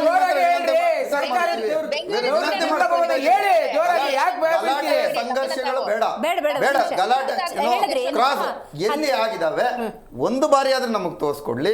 ನಾನು ಅದರ ಹೋರಾಟ ಮಾಡ್ತಾ ಇದ್ದೀನಿ. ನಾನು ಹೋರಾಟ ಎಲ್ಲ ಕೆರೆಗಳು ಫೋಟೋ ವಿಡಿಯೋಗಳನ್ನು ಪ್ರತಿ ವಾರ 3 ತಿಂಗಳಿಗೊಂದು ಸರಿ ನಾನು ಮಾಡಿ ಕಳಿಸ್ತಾ ಇದ್ದೀನಿ. BDA ಕೆರೆಗಳಾಗಿರ್ತಕ್ಕಂಥದ್ದು ನೀವು ಎಲ್ಲ ಹೆಸರು ಹೇಳಿ ಅಂದ್ರೆ ನಾನು ಈಗ ಬೇಕಾದ್ರೆ ಎಲ್ಲರೂ ಹೇಳ್ಬೋಲೆ. ನಮ್ಮ ಒಂದು ಏರೋಹಳ್ಳಿ ಕೆರೆ ದುರ್ವಾಸನೆ ಹೊಡಿತಾ ಇತ್ತು. ದುರ್ವಾಸನೆ 1-1.5 ಕಿಲೋಮೀಟರ್ ದುರ್ವಾಸನೆ, ಪೊಲೀಸ್ ಸ್ಟೇಷನ್ ಮೈನ್ ಮುಖ್ಯ ರಸ್ತೆಗೂ ಸಹ ದುರ್ವಾಸನೆ ಹೊಡಿತಾ. ಅಂತ ದುರ್ವಾಸನೆ ಇರ್ತಕ್ಕಂಥ ಕೆರೆಗೆ ನಾವು ಹೋರಾಟ ಮಾಡಕ್ಕೆ ಹೋದಾಗ ನಿಮ್ಮದು ಕ್ಯಾಮ್ರಾಮ್ಯಾನ್ ಬಂದಿದ್ರು ಅವತ್ತು, ನಿಮ್ಮನ್ನು ಕವರ್ ಮಾಡಿದ್ದು. ಅವತ್ತು ನಮಗೆ ಅಟ್ರಾಸಿಟಿ ಕೇಸ್ ಹಾಕಿರ್ತಕ್ಕಂಥ ಸರ್ಕಾರ. ಇವತ್ತು ನಾವು ಇದ್ದಿದ್ದು 6 ಜನ, ಇವರು ಬಂದಿದ್ದು, ಇವರ ಕಾರ್ಯಕರ್ತರು ಬಂದು, ಕಾಂಗ್ರೆಸ್ ಕಾರ್ಯಕರ್ತರು ಬಂದು 40-50 ಜನ ಬಂದರು. ಕೆಲಸ ಮಾಡ್ತಾ ಇದ್ದೀವಿ, ನೀವು ಬಂದ್ಬಿಟ್ಟು ಯಾಕೆ ನೀವು ಇದನ್ನು ಮಾಡ್ತಾ ಇದ್ದೀರಾ? ವಾಸನೆ ಬರ್ತಾ ಇದೆ. ನಾವು ಸುಮ್ಮನೆ ಅವತ್ತೇ ಹೋಗಲಿಲ್ಲ, ಅದು ವಾಸನೆ ಶುರುವಾಗಿ ಸುಮಾರು 15 ದಿನ ಸಾರ್ವಜನಿಕರು ನಮಗೆ ಆಕ್ಷೇಪ ವ್ಯಕ್ತಪಡಿಸಿದಾಗ, ನಮಗೆ ಹೇಳಿದಾಗ ನಾವು ಹೋಗಿ ಮಾಡಿದಾಗ ಕೆರೆಗಳ ಅಭಿವೃದ್ಧಿ ನಾವು ಮಾಡೋಕ್ಕಾಗಲಿಲ್ಲ. ಅವತ್ತು ನಮ್ಮ ಅಟ್ರಾಸಿಟಿ ಕೇಸ್ ಹಾಕ್ಸ್ಕೊಂಡಿರ್ತಕ್ಕಂಥವ್ರು ಆಮ್ ಆದ್ಮಿ ಪಾರ್ಟಿನವರು. ಇವತ್ತು ಅದು ಸಂಘರ್ಷ ನಡೆಸ್ತಾ ಇದ್ದೀವಿ. ಇನ್ನೊಂದು ಹೇಳಿದ್ರು ಟ್ಯಾಕ್ಸ್. ಮೇಡಮ್ 1 ನಿಮಿಷ ನಾನು ಕಂಪ್ಲೀಟ್ ಮಾಡ್ಬಿಡ್ತೀನಿ, ಆಮೇಲೆ ನೀವು ಹೇಳಿ. ನಾನು ಹೇಳಿದ್ರಲ್ಲಿ ತಪ್ಪಿದ್ರೆ ನೀವು ನಮ್ಮನ್ನು ಕರೆಕ್ಟ್ ಮಾಡಿ, ನಾವು ತಿದ್ಕೋತೀವಿ, ಪರವಾಗಿಲ್ಲ. ಇದು ಟ್ಯಾಕ್ಸ್ ಗಳನ್ನ ಪದೇ ಇನ್ಕ್ರೀಸ್ ಮಾಡಿದೆ. ಈಗ ಇವ್ರು ಬಂದಾಗಿಂದ 2023ರಿಂದ 6-7 ಸಾವಿರ ರೂಪಾಯಿ ಟ್ಯಾಕ್ಸ್ ಗಳಾಗಿದೆ. ಆಮೇಲೆ ಕಸದ ಖಾಲಿ ಸೈಡ್ ಕಸ ಟ್ಯಾಕ್ಸ್ ಆಗ್ತಾ ಇದ್ರೆ, ಒಂದೊಂದು ಯೂನಿಟ್ ಗಳ ಕಸ ಎಕ್ಸ್ಟ್ರಾ 100 ರೂಪಾಯಿ ಎಕ್ಸ್ಟ್ರಾ ಟ್ಯಾಕ್ಸ್ ಅನ್ನು ವಸೂಲು ಮಾಡ್ತಾ ಇದ್ರೆ. ಮತ್ತೆ ಬೆಸ್ಕಾಂ ನೀವು ನೋಡಿದೀರಾ ಎಷ್ಟು ಬಾರಿ ಏರಿಕೆ ಮಾಡಿದ್ರೆ, ಮೊನ್ನೆನೂ ಸಹ 56 ಪೈಸೆ ಏರಿಕೆ ಮಾಡಿರ್ತಕ್ಕಂಥದ್ದು. ಬಿ ಖಾತಾ ದ್ವಂದ್ವ, ಬಿ ಖಾತಾದಲ್ಲಿ ಲೂಟಿ, ಬಿ ಖಾತಾದಲ್ಲಿ ಮೋಸ, ಬಿ ಖಾತಾ ಎ ಖಾತಾ ಹೇಗಾಗುತ್ತೆ? ಕರ್ನಾಟಕದಲ್ಲಿ AAP ಇನ್ನೂ ಅಸ್ತಿತ್ವದಲ್ಲಿಲ್ಲ. ನಾವು ಜನರ ಸಮಸ್ಯೆಯನ್ನು ಹೇಳ್ತಾ ಇದೀವಿ. ನಾವು ರಾಜಕೀಯ ಮಾತಾಡ್ತಾ ಇಲ್ಲ. ನಾನು ವಕ್ತಾರರಲ್ಲಿ ಮನವಿ ಮಾಡ್ಕೊತೀನಿ. ನೋಡಿ, ನಾನು ಕಾಂಗ್ರೆಸ್ ವಕ್ತಾರರಿಗೆ ಮನವಿ ಮಾಡ್ಕೊಂತ ಇದ್ದೀನಿ. ನಾವು ರಾಜಕೀಯ ಮಾತಾಡ್ತಾ ಇಲ್ಲ. ನಾನು ಜನರ ಸಮಸ್ಯೆಗಳ ಬಗ್ಗೆ ಹೇಳ್ತಾ ಇದ್ದೀನಿ. ಪರವಾಗಿಲ್ಲ, ಅವರು ನಮ್ಮ ಕನ್ನಡದವರೇ, ಬೆಂಗಳೂರಿನವರೇ, ಅವ್ರಿಗೂ ಬೆಂಗಳೂರು ಸಮಸ್ಯೆ ಗೊತ್ತಿದೆ ಅನ್ನೋದಕ್ಕೆ ನಾವು ಅಟ್ಯಾಕಿಂಗ್ ಜನರ ಸಮಸ್ಯೆನ ನಾವು ವಿವರಿಸ್ತಾ ಇದ್ದೀವಿ. ಅವರು ಅದನ್ನ ಸರಿಪಡಿಸಿದ್ರೆ ನಮ್ಗೇನು ತೊಂದರೆ ಇಲ್ಲ. ಅವ್ರು ಈಗಲೇ ಕೂಡಲೇ ನಾಳೆನೇ ಎಲ್ಲ ಕೆರೆಗಳ ಸಮಸ್ಯೆ ಸರಿಪಡಿಸ್ಲಿ, ರಸ್ತೆಗಳ ಸಮಸ್ಯೆ ಸರಿಪಡಲಿ. BWSSP, BESCOM, BMRCL, BMTC, BDA ಇಲ್ಲಿ ಆಗ್ತಾ ಇರ್ತಕ್ಕಂತಹ ಮೋಸ, ದಗ, ವಂಚನೆ, ಭ್ರಷ್ಟಾಚಾರ, ಲೂಟಿ ಕಡಿಮೆ ಮಾಡ್ಲಿ. ರೈತರು ಕೊಡಬೇಕಾದಂತ ಹಣವನ್ನು ಬಿಡುಗಡೆ ಮಾಡ್ಲಿ. ನೈಸ್ ಸಂಸ್ಥೆ ಮಾಡಿರ್ತಕ್ಕಂಥ ಅಧ್ವಾನವನ್ನ ಪ್ರಶ್ನಿಸ್ಲಿ. ನೈಸ್ ಸಂಸ್ಥೆ ರೈತರಿಗೆ ಇನ್ನೂ ಕೊಡಬೇಕಾದಂತಹ ಪರಿಹಾರ ಧನವನ್ನ ಕೊಡಿಸ್ಲಿ. ನಾವು ಬೇಡ ಅಂತ ಹೇಳಲ್ಲ. ಈ ಖಾತಾ ದ್ವಂದ್ವ ಇದೆ. ಮತ್ತೆ ಇನ್ನೊಂದು ದೊಡ್ಡ ವಿಷಯ ಹೇಳಬೇಕು ಅಂದ್ರೆ, ಸ್ವಾತಿ ಚಂದ್ರಶೇಖರ್ ಅವರು ವಕ್ತಾರರು ಕೇಳಿಸ್ಕೊಳ್ಳೇಬೇಕು. ಎಲ್ಲಾ ಕ್ಷೇತ್ರಗಳಲ್ಲಿ CL7 ಬಾರ್ಗಳ ಸಂಖ್ಯೆ ಹೆಚ್ಚಾಗ್ತಾ ಇದೆ ತಾಯಿ. ಯಾವಾಗ ನೀವು ಅದನ್ನ ಕಡಿಮೆ ಮಾಡ್ತೀರಾ? ಒಂದು ನಮ್ಮ ಕ್ಷೇತ್ರದಲ್ಲಿ ಆರ್ ಆರ್ ನಗರ ವಿಧಾನಸಭಾ ಕ್ಷೇತ್ರದಲ್ಲಿ 129 ಸಿಎಲ್ ಕೊಟ್ಟಿದ್ದಾರೆ. 129. ಯಶವಂತಪುರ ವಿಧಾನಸಭಾ ಕ್ಷೇತ್ರದಲ್ಲಿ 145 ಹೆಚ್ಚಿನ ಅಧಿಕ ಸಿಎಲ್ 7 ಬಾರ್ಗಳನ್ನು ನಿರ್ಮಾಣ ಮಾಡಿದ್ದಾರೆ. ಯಲಹಂಕದಲ್ಲಿ ಸುಮಾರು 100ಕ್ಕೂ ಹೆಚ್ಚು ಮಾಡಿದ್ದಾರೆ. ಮಹದೇವಪುರದಲ್ಲಿ ಸುಮಾರು 150ಕ್ಕೂ ಹೆಚ್ಚು ಸಿಎಲ್ 7 ಕೊಟ್ಟಿದ್ದಾರೆ. ಅಂದ್ರೆ ರಾಜ್ಯದ ಬೆಂಗಳೂರಿನ ಜನರನ್ನ ಕುಡುಕರು ಮಾಡೋದಕ್ಕೆ ಹೊರಟಿದೆ ನಮ್ಮ ಸರ್ಕಾರ ಅಂತ ನಾವು ಆರೋಪಿಸಬೇಕಾ? ಸ್ವಾತಿ, ಜೆಡಿಎಸ್ ಮಾತಾಡ್ತಿದ್ದಾರೆ ಈಗ. ಒಂದೇ ನಿಮಿಷ, ಐ ಗಾಟ್ ಇಟ್ ಕಂಪ್ಲೀಟ್. ನಿಮ್ಮ ಪಾಯಿಂಟ್ಸ್ ಅರ್ಥ ಆಯ್ತು ಸರ್. ನೀವು ಈ ಬೆಂಗಳೂರನ್ನು ಅಬ್ಸರ್ವ್ ಮಾಡಿರೋದ್ರಿಂದಾಗಿ, ಹಿರಿಯರು ಇರೋದ್ರಿಂದಾಗಿ ಒಂದು ಸ್ವಲ್ಪ ಗೊಂದಲ ಇದೆ ಜನಕ್ಕೆ. ಯಾವುದೋ ಒಂದು ಸ್ಕೂಲಿನ ಕೆಲಸನೋ ಅಥವಾ ವ್ಯಾಪ್ತಿಯಲ್ಲಿ ಬರಬೇಕಾದ್ರೆ ಪಾಲಿಕೆ ಕಚೇರಿಗೆ ಹೋಗ್ತಾರೆ, ಇದು ನಮ್ಮ ವ್ಯಾಪ್ತಿಯಲ್ಲಿ ಬರಲ್ಲ, ಅದು ಪಕ್ಕಕ್ಕೆ. ಈ ಥರದ ಕನ್ಫ್ಯೂಷನ್ GBA ಬಂದ ಮೇಲೆ ಆಗ್ತಾ ಇದೆ. ಮುಂಚೆ BBMP ಅಂತಿದ್ದಾಗ ಒಂದು ಕ್ಲಾರಿಟಿ ಇತ್ತು, ಇದು ಯಾವ ನಮ್ಮ ಬಿಲ್ಡಿಂಗ್ ಯಾವ ವ್ಯಾಪ್ತಿ ಬರುತ್ತೆ, ಯಾವುದೋ ಒಂದು ಕಂದಾಯ ಕಟ್ಟಕ್ಕಿರ್ಬೋದು ಅಥವಾ ನೀರಿಂದಿರ್ಬೋದು, ರಸ್ತೆದಿರ್ಬೋದು, ಯಾವ್ದು ಕೇಳೋಕೋದು ಒಂದು ರೋಡ್ ಆಚೆ ಈಚೆ ಆದರೆ ವ್ಯತ್ಯಾಸ ಆಗ್ತಾ ಇದೆ. ಸೊ ಆ ಗೊಂದಲವನ್ನೇನು ನಿವಾರಿಸಿಲ್ಲ, ಇದು ಒಂದು ಪ್ರಶ್ನೆ. ಎರಡನೇದು ಸರ್, ಈಗ 5 ಪಾಲಿಕೆಗಳು ಅಂತ ಆಗಿರುವಂಥದ್ದು. ಒಂದು ಹೈಯೆಸ್ಟ್ ಇನ್ಕಮ್ ಕೊಡ್ಬೋದು, ಇನ್ನೊಂದು ಲೋಯೆಸ್ಟ್ ಇನ್ಕಮ್ ಕೊಡ್ಬೋದು. ಎಲೆಕ್ಷನ್ ಆಗಲಿ, ಕಾರ್ಪೊರೇಟರ್ಗಳು ಬರಲಿ, ಬಟ್ ನನ್ನ ಪ್ರಶ್ನೆ ಏನು ಅಂದರೆ, ಹೈಯೆಸ್ಟ್ ಇನ್ಕಮ್ ಲೋಯೆಸ್ಟ್ ಇನ್ಕಮ್ ಕಂಪ್ಯಾರೇಟ್ ಬಂದಾಗ ಯಾವುದು ಕಡಿಮೆ ಇನ್ಕಮನ್ನು ತರ್ತಾ ಇರುತ್ತೆ, ಆ ಒಂದು ಪಾಲಿಕೆ ಹಂತವಾಗಿ ಹಿನ್ನಡೆಯನ್ನು ಅನುಭವಿಸೋದಿಲ್ವಾ? ಈ ಗೊಂದಲ ಇದೆಯಲ್ಲ, ಇದನ್ನು ಸಮಗ್ರವಾಗಿ ಹೆಂಗೆ ಪರಿಹರಿಸೋದು? ಮೇಡಮ್, ಮೊದಲನೇದಾಗಿ ನೀವು ಈ ತಾರತಮ್ಯದ ಬಗ್ಗೆ ಮಾತಾಡ್ತಾ ಇದ್ದೀರಾ. ಕೆಲವು ಇವರು ಏನೊಂದು 5 ಭಾಗಗಳು ವಿಭಜನೆ ಮಾಡಿದ್ದಾರೆ. ಇಲ್ಲೂ ಕೂಡ ಒಂದು ರೀತಿ ಅವೈಜ್ಞಾನಿಕವಾಗಿ ಮಾಡಿರ್ತಕ್ಕಂಥದ್ದು. ನೋಡಿ, ವೆಸ್ಟ್ ತಗೊಳ್ಳಿ, ಎಷ್ಟು ಬರುತ್ತೆ? ಸುಮಾರು 113 ಬರುತ್ತೆ. 113 ಬರುತ್ತೆ. ಸೆಂಟ್ರಲ್ ತಗೊಳ್ಳಿ, ಎಷ್ಟು ಕಡಿಮೆ ಆಗುತ್ತೆ? ನೀವು ಆ ಕಡೆ ಇದು ತಗೊಳ್ಳಿ, ನಾರ್ತ್ ತಗೊಳ್ಳಿ, 5 ಕೂಡ ಒಂದೇ ಸಮವಾಗಿ ವಿಭಜನೆ ಆಗಿಲ್ಲ ಅಂತಕ್ಕಂಥದ್ದು ಮೊದಲನೇದು. ಎರಡನೇದು, ಎಲ್ಲದಕ್ಕಿಂತ ಮುಖ್ಯವಾಗಿ ಮೇಡಮ್, ಬೆಂಗಳೂರಲ್ಲಿ ಕಾನೂನು ಸುವ್ಯವಸ್ಥೆ ಬಗ್ಗೆ ಒಂದು ನಿಮಿಷ ಇರಬೇಕು ಮೇಡಮ್, ನೀವಿರಬೇಕು. ಹೌದು, ಜನಗಳು ಕೇಳ್ತಾ ಇರ್ತಕ್ಕಂಥದ್ದು ಅದನ್ನೇ. ಹೌದು, ನಿಮ್ಮ ಅನುಕೂಲಕ್ಕೆ ನೀವು ಮಾಡ್ಕೊಂಡಿದ್ದೀರಾ. ಈಗ ಅವ್ರ ಮಾತಲ್ಲೇ ಹೊರಗಡೆ ಬಂದು, ಮೇಡಮ್ ಒಂದು ನಿಮಿಷ, ಅವ್ರ ಮಾತಲ್ಲೇ ಹೊರಗಡೆ ಬಂದು ಯಾವ ಸಮಾಜದವರು ಯಾವ ಜಾತಿವಾರು ವಿಂಗಡಣೆ ಮಾಡ್ಕೊಂಡಿದ್ದಾರೆ ಅಂತಕ್ಕಂಥದ್ದು ಸ್ವಾತಿ ಅವರು ಹೇಳ್ಬೇಕು. ಯಾಕೆಂತಂದ್ರೆ ವೋಟ್ ಬ್ಯಾಂಕ್ ಮಾಡ್ಕೊಂಡಿದ್ದಾರೆ. ಈಗ ಅದನ್ನ ಯಾವ ರೀತಿ ವೋಟ್ ಬ್ಯಾಂಕ್ ಮಾಡ್ಕೋಬೇಕು, ಯಾವ ಪಾಲಿಕೆಗಳು ಹೆಂಗ್ ಗೆಲ್ಬಹುದು ಅಂತಕ್ಕಂಥದ್ರೆ ಮಾಡ್ಕೊಂಡಿದ್ದಾರೆ ಇವರು. ಮತ್ತೊಂದೇನು ಅಂತಂದ್ರೆ, ಒಂದು ಹೆಣ್ಣು ಮಗಳು ಇವತ್ತು ಬೆಂಗಳೂರಲ್ಲಿ ನಿರ್ಭಯವಾಗಿ ರಾತ್ರಿ ಹೊತ್ತು ಓಡಾಡ್ತಕ್ಕಂಥ ಒಂದು ಇಲ್ಲ. ಬೆಂಗಳೂರಲ್ಲಿ ಕಾನೂನು ಸುವ್ಯವಸ್ಥೆ ಬೆಂಗಳೂರಲ್ಲಿ ಸಂಪೂರ್ಣವಾಗಿ ಕುಸಿದೋಗಿದೆ. ನೀನು ಎಲ್ಲದಕ್ಕಿಂತ ಮುಖ್ಯವಾಗಿ ಹೇಳ್ತಾ ಇದ್ದೀನಿ, ಅವರೇ ಒಪ್ಕೋಬೇಕಾಗುತ್ತೆ ಮೇಡಮ್. ಇವತ್ತು ಬೆಂಗಳೂರಲ್ಲಿ ಟ್ಯಾಕ್ಸ್ ಎಷ್ಟು ಕಲೆಕ್ಟ್ ಮಾಡ್ತಾ ಇದ್ದಾರೆ, ಪದೇ ಹೇಳ್ತಾರೆ ಎಷ್ಟು ಟ್ಯಾಕ್ಸ್ ಎಷ್ಟು. ಹಾಗಾದ್ರೆ ಇಷ್ಟು ಜನ ಇಷ್ಟು ಟ್ಯಾಕ್ಸ್ ಕಟ್ತಾರೆ, ಅದ್ರ ಬಳಕೆ ಆಗ್ಬೇಕು. ಎಲ್ಲಿ ಈಗ ಅದನ್ನೇ ನಾನು ಕೇಳ್ತಾ ಇರ್ತಕ್ಕಂಥದ್ದು. ಟ್ಯಾಕ್ಸ್ ಅಲ್ಲ ಹೈಯೆಸ್ಟ್ ಬೆಂಗಳೂರು ಅಂತಕ್ಕಂಥದ್ದು ಅನ್ನೋದಾದ್ರೆ ಅವರು ಮೂಲಭೂತ ಸೌಕರ್ಯಗಳಿಗೋಸ್ಕರ ಕಟ್ತಾ ಇರ್ತಕ್ಕಂಥದ್ದು. ನೀವು ನುಂಗಿ ನೀರು ಕುಡೀರಿ ಅಂತಲ್ಲ ನಿಮಗೆ ಕೊಟ್ಟಿರೋದು. ಇವತ್ತು ಪ್ರತಿಯೊಂದು ವಿಚಾರದಲ್ಲೂ ಕೂಡ ಭ್ರಷ್ಟಾಚಾರ. ಮತ್ತೊಂದು ಮೇಡಮ್, ಕಾರ್ಪೊರೇಷನ್ ಆಫೀಸ್ಗಳಿಗೆ ಹೋದ್ರೆ ಒಂದು ಕೆಲಸ ಆಗಬೇಕು ಅಂತಂದ್ರೆ ಎಲ್ಲೂ ಕೂಡ ಲಂಚ ಕೊಡದೆ ಇವತ್ತು ಕೆಲಸ ಕಾರ್ಯಗಳಾಗ್ತಾ ಇಲ್ಲ. ಮತ್ತೊಂದು ಏನು ಅಂತಂದ್ರೆ, ತಾವಾಗ್ಲೇ ಹೇಳಿದ್ರಿ, ಕ್ಷೇತ್ರಗಳು ವಾರ್ಡ್ಗಳು ಮರುವಿಂಗಡಣೆ ಆದಂತಹ ಸಂದರ್ಭದಲ್ಲಿ ಯಾವ ವಾರ್ಡಲ್ಲಿ ಯಾವ ವಾರ್ಡ್ ಎಲ್ಲಿ ಬರ್ತದೆ ಇವತ್ತಿನವರೆಗೂ ಜನಗಳಿಗೆ ಸರಳವಾಗಿ ಹೇಳ್ಕೊಟ್ಟಿಲ್ಲ. ಅದನ್ನೇನಾದ್ರೂ ಕೇಳಕ್ ಹೋದ್ರೆ ನೀವು ಹೋಗಿ ನೋಡ್ಕೊಳ್ಳಿ, ಮ್ಯಾಪ್ ತಗೊಳ್ಳಿ. ನಾನು ಮ್ಯಾಪ್ ತಗೊಂಡು ರೋಡಲ್ಲಿ ಇಟ್ಕೊಂಡು ಹೋಗಕ್ಕಾಗುತ್ತಾ? ಒಳ್ಳೆ ಪಾಯಿಂಟ್. ಅದಕ್ಕೆ ಕಂಟಿನ್ಯೂ ಮಾಡ್ತೀನಿ. ಕನ್ನಡದ ಅಸ್ಮಿತೆಯ ಬಗ್ಗೆ ನಂಗೆ ಈ ಕ್ಷಣಕ್ಕೂ ಕೂಡ ಸಂಶಯ ಇದೆ. ಪಾಲಿಕೆಯನ್ನು ಯಾವ ರೀತಿ ವಿಂಗಡಣೆ ಮಾಡಿದ್ದಾರೆ ಗೊತ್ತಿಲ್ಲ. ಸ್ಟಿಲ್ ಇರುವಂತಹ ವಿಂಗಡಣೆಯ ಆಧಾರದಲ್ಲಿ ನನ್ನ ಪ್ರಶ್ನೆ, ಒಂದು ಕಡೆ ತೆಲುಗು ಬೆಲ್ಟ್ ಇದೆ ಉತ್ಕರ್ಷ್ ಅವರೇ, ಇನ್ನೊಂದು ಕಡೆ ತಮಿಳ್ ಬೆಲ್ಟ್ ಇದೆ, ಇನ್ನೊಂದು ಕಡೆ ಕನ್ನಡ ಬೆಲ್ಟ್ ಇದೆ, ಇನ್ನೊಂದು ಕಡೆ ಸ್ವಲ್ಪ ಹಿಂದಿ ಜನ ಎಲ್ಲಿದ್ದಾರೆ ಆ ಬೆಲ್ಟ್ ಇದೆ. ಅಲ್ಲೊಬ್ಬ ಕನ್ನಡಿಗ ಅಥವಾ ಕನ್ನಡದವರು ಮೂಲತಃ ಬೆಂಗಳೂರಿನ ಬೇರಿದ್ದವರು ಎಲೆಕ್ಷನಿಗೆ ನಿಂತರೆ ಅವ್ರು ಗೆಲ್ತಾರೆ, ಅವರು ಮೇಯರ್ ಆಗ್ತಾರೆ, ಈ ಥರ ನಿರೀಕ್ಷೆ ಇಟ್ಕೋಬೋದಾ ಈ ವಿಂಗಡಣೆಯಿಂದ? ಆಗಲಿ ಎಲೆಕ್ಷನ್ ಸಾಧ್ಯನೇ ಇಲ್ಲ. ಯಾಕಂದ್ರೆ ಅನೇಕ ಈಗ ಬೆಂಗಳೂರು ಪಶ್ಚಿಮ ಇರ್ಬೋದು, ಪೂರ್ವ ಇರ್ಬೋದು, ಕನ್ನಡಿಗರ ಸಂಖ್ಯೆ ಬಹಳ ಕಮ್ಮಿ ಇದೆ. ಸೊ ಹಾಗಾಗಿ ಬಹಳ ಅಲ್ಲಲ್ಲ, ಉತ್ತರದಲ್ಲಿದೆ, ದಕ್ಷಿಣದಲ್ಲಿದೆ, ಒಂದಷ್ಟು ಬೆಂಗಳೂರು ವೆಸ್ಟ್ ಅಲ್ಲಿ ಇದೆ. ಇನ್ನು ನೀವು ಸೆಂಟ್ರಲ್ ಮತ್ತೆ ಈಸ್ಟ್ ತಗೋಬಿಟ್ರೆ ತೆಲುಗು, ತಮಿಳು, ಅಲ್ಪಸಂಖ್ಯಾತರು ಪಾಪ್ಯುಲೇಷನ್ ಜಾಸ್ತಿ ಇರೋದನ್ನೇ ಹೇಳ್ತಿರೋದು. ಸೊ ಹಾಗಾಗಿ ಬಹಳ ಸ್ಪಷ್ಟವಾಗಿ ಇಲ್ಲಿ ನಾವು ಗಮನಿಸಬೇಕೇನು ಅಂತಂದ್ರೆ ಕಾಂಗ್ರೆಸ್ನವರು ತಮಗೆ ಹೇಗೆ ಬೇಕೋ ಹಾಗೆ ಸಂಪೂರ್ಣವಾಗಿ ಅನುಕೂಲಕ್ಕೆ ಮಾಡ್ಕೊಂಡಿರುವಂತದ್ದು ಬಹಳ ಸ್ಪಷ್ಟವಾಗಿ ಕಾಣಿಸ್ತದೆ. ಇಲ್ಲಿ ನನ್ನ ಹತ್ರ ಪೇಪರ್ ರಿಪೋರ್ಟ್ಸ್ ಇದೆ, ಅನೇಕ ಪೇಪರ್ಗಳ ರಿಪೋರ್ಟ್ ಬಂದಿದೆ. ಅವೈಜ್ಞಾನಿಕವಾಗಿ ಆಗಿದೆಯಾ ಜಿಬಿಯ ಒಂದು ವಿಂಗಡಣೆ ಅಂತ ಪತ್ರಕರ್ತರು ಬರೆದಿರ್ತಕ್ಕಂಥದ್ದು, ನಾವಲ್ಲ. ಅಂದ್ರೆ ಬಹಳ ಸ್ಪಷ್ಟ ಇವರು ಚುನಾವಣೆಗಳನ್ನ ಗೆಲ್ಲಿಕ್ಕೆ ಯಾವೆಲ್ಲ ಮೋಸವನ್ನು ಮಾಡ್ಕೊಂಡು ಮಾಡಿರುವಂತದ್ದು. ಹಾಗಾಗಿ ಇಲ್ಲಿ ಒಂದು ಸ್ಪಷ್ಟವಾಗಿ ನಾವೇನ್ ಅರ್ಥ ಮಾಡ್ಕೋಬೇಕಂತಂದ್ರೆ ಅನೇಕ ರೀತಿಯ ಸಮಸ್ಯೆಗಳಿದೆ, ಅನೇಕ ರೀತಿಯ ಲೋಪದೋಷಗಳಿದೆ. ಈ ಸಮಸ್ಯೆಗಳಿಗೆ ಪರಿಹಾರ ಇವು ಚುನಾವಣೆ ಮಾಡಕ್ ಆಗದೇ ಇಲ್ಲ. ಬಹಳ ಸ್ಪಷ್ಟವಾಗಿ ಹೇಳ್ತೀನಿ, ಅರ್ಥ ಮಾಡ್ಕೋಬೇಕು. 100% ತರಾತುರಿಯಲ್ಲೇ ತಗೊಂಡಂತದ್ದು. ಬಹಳ ಸ್ಪಷ್ಟವಾಗಿ ಹೇಳ್ತೀನಿ, ಎಲ್ಲೆಲ್ಲೋ ಬೇರೆ ರಾಜ್ಯದವರಿಂದ ಬಂದವರೆಲ್ಲ ಮೇಯರ್ ಆಗ್ತಾರೆ ನೋಡ್ಕೊಳ್ಳಿ. ಆ ಪರಿಸ್ಥಿತಿ ಬಂದ್ರು ಬರ್ಬೋದು. ಕಾಂಗ್ರೆಸ್ ಅವರು ಏನು ನಮ್ಮ ಭಾರತೀಯ ಜನತಾ ಪಾರ್ಟಿಯವರನ್ನ ಹಿಂದಿ ಭಾಷಿಕರ ಪಾರ್ಟಿ ಅಂತ ಹೇಳಿದ್ರಲ್ಲ, ಹಾಗಾದ್ರೆ ನೀವೇ ಅವೈಜ್ಞಾನಿಕವಾಗಿ ಮಾಡಿದಿರಿ. ಯಾವ ಆಧಾರದ ಮೇಲೆ ಮಾಡಿದ್ರಿ?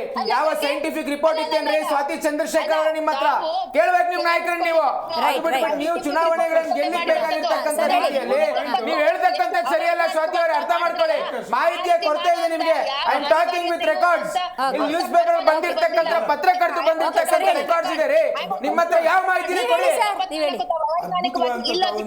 ಮಾತನ್ನ ಹೇಳಿದ್ದೀರಿ, ಅದ್ರ ಬಗ್ಗೆ ನಾವು ಚರ್ಚೆ ಮಾಡಲೇಬೇಕಾಗುತ್ತೆ.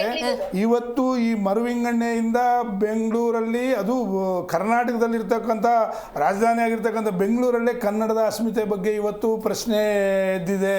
ನಾವು ಕನ್ನಡಿಗರಾಗಿ ಉಳ್ಕೋತೀವ ಅಂತಕ್ಕಂಥದ್ದು. ಯಾಕೆ ಅಂತಂದ್ರೆ ಈ ಮರುವಿಂಗಡಣೆಯಲ್ಲಿ ಕೆಲವು ಭಾಷಿಗರು ಜಾತಿಗಳವಾರು ಇದನ್ನ ವಿಂಗಡಣೆ ಮಾಡಿಕೊಂಡು ಅವರು ಅನುಕೂಲಕ್ಕೆ ಮಾಡ್ಕೊಂಡಿರ್ತಕ್ಕಂಥ ಸ್ಪಷ್ಟವಾಗಿ ಎದ್ದು ಕಾಣುತ್ತೆ. ಅವ್ರು ಹೇಳ್ತಾರೆ ಅಬ್ಜೆಕ್ಷನ್ ಕೊಟ್ಟಿದ್ದೀವಿ ಮಾಡಿ ಅಂತೇಳಿ. ಯಾರು ಅಬ್ಜೆಕ್ಷನ್ ತಗೊಂಡು ಸ್ವೀಕಾರ ಮಾಡಿರ್ತಕ್ಕಂಥದ್ದು?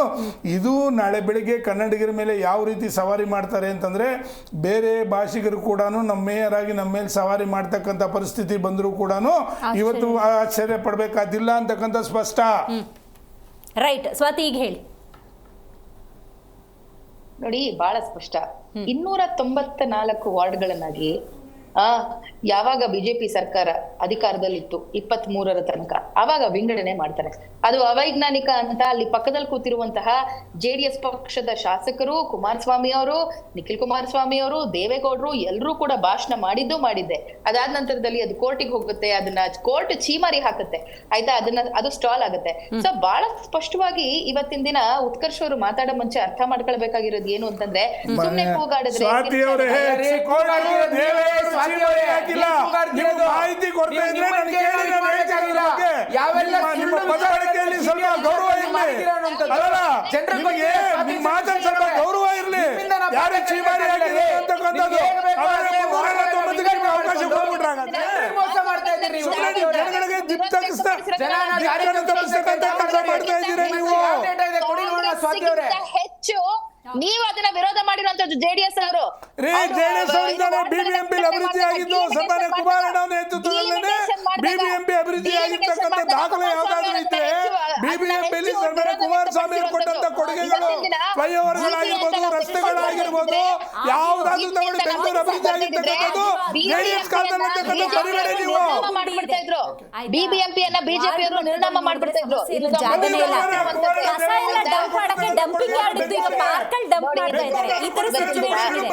ಎಲೆಕ್ಷನ್ ಆಗಿ ಕಾರ್ಪೊರೇಟರ್ ಬಂದ್ರು, ಇವೆಲ್ಲ ಆದಷ್ಟು ಬೇಗ ಸರಿಯಾಗುತ್ತೆ ಅಂತ ಅನ್ಕೋಬಹುದಾ? ಆದಷ್ಟು ಬೇಗ ಸರಿ ಆಗುತ್ತೆ ಅಂತ ಅನ್ಕೊಳ್ದೆ ಇದ್ರು ಒಬ್ಬ ಸ್ಥಳೀಯವಾದಂತಹ ನಾಯಕ ಇದ್ರೆ ನಮ್ಗೆ ಜವಾಬ್ದಾರಿ ಇರುತ್ತೆ. ಒಬ್ಬ ಕಾರ್ಪೊರೇಟರ್ ಆದ್ರೆ ಅವನಿಗೆ ಆದಂತಹ ಜವಾಬ್ದಾರಿ ಇರುತ್ತೆ. ಅವನು ಗೌರವಿತವಾದಂತಹ ಕೆಲಸಗಳನ್ನ ಅವನು ಮಾಡ್ಲೇಬೇಕಾಗುತ್ತೆ. ಯಾಕೆಂದ್ರೆ ಅವನು ಜನರಿಂದ ಆಯ್ಕೆ ಆಗಿರ್ತಾನೆ. ಜನರಿಂದ ಆಯ್ಕೆ ಆಗಿರ್ತಂತ ವ್ಯಕ್ತಿ ಅವನು ಸ್ಥಳೀಯನೇ ಆಗಿರ್ತಾನೆ.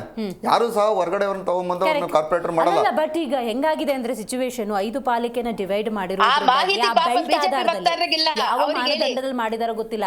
ನೀವು ಒಂದ್ ಕಡೆ ಕನ್ನಡ ಬೆಲ್ಟ್ ಇದೆ, ತೆಲುಗು ಬೆಲ್ಟ್ ಇದೆ, ತಮಿಳು ಬೆಲ್ಟ್ ಇದೆ. ನೀವಲ್ಲಿ ಕನ್ನಡಿಗ ಹೋಗಿ ಮೇಯರ್ ಆಗ್ತಾರೆ ಅಂದ್ರೆ ಆ ಜನ ಅಕ್ಸೆಪ್ಟ್ ಮಾಡ್ತಾರೆ. ಅಕ್ಸೆಪ್ಟ್ ಮಾಡೋದು ಮೇಯರ್ ಆಗೋದಕ್ಕೆ ಅವ್ರ ಕೈಯಲ್ಲಿ ಇರೋದಿಲ್ಲ. ಒಂದು ಸಾರಿ ಕಾರ್ಪೊರೇಟ್ ಆದ್ಮೇಲೆ ಅದು ಮೇಯರ್ ಆಗೋದು ಕಾರ್ಪೊರೇಟರ್ ಸೇರಿ ಮಾಡ್ತಕ್ಕಂಥದ್ದು. ಅದು ನಾವು ಅನುಮಾನ ವ್ಯಕ್ತಪಡಿಸಿದೀವಿ. ನಾವು ಅಲ್ಲೇ ಮೊದಲು GB ಆದ ತಕ್ಷಣ ನಿಮ್ಮ ವೇದಿಕೆಯಲ್ಲೇ ನಾನು ಹೇಳಿದ್ದೀನಿ, ಈಗ ಸೆಂಟ್ರಲ್ ಏನಿದೆ ಆ ಒಂದು ಕನ್ನಡಿಗರ ಕೈಗೆ ಬರೋದು ಇನ್ನ ಖಂಡಿತ ಆಗೋದಿಲ್ಲ.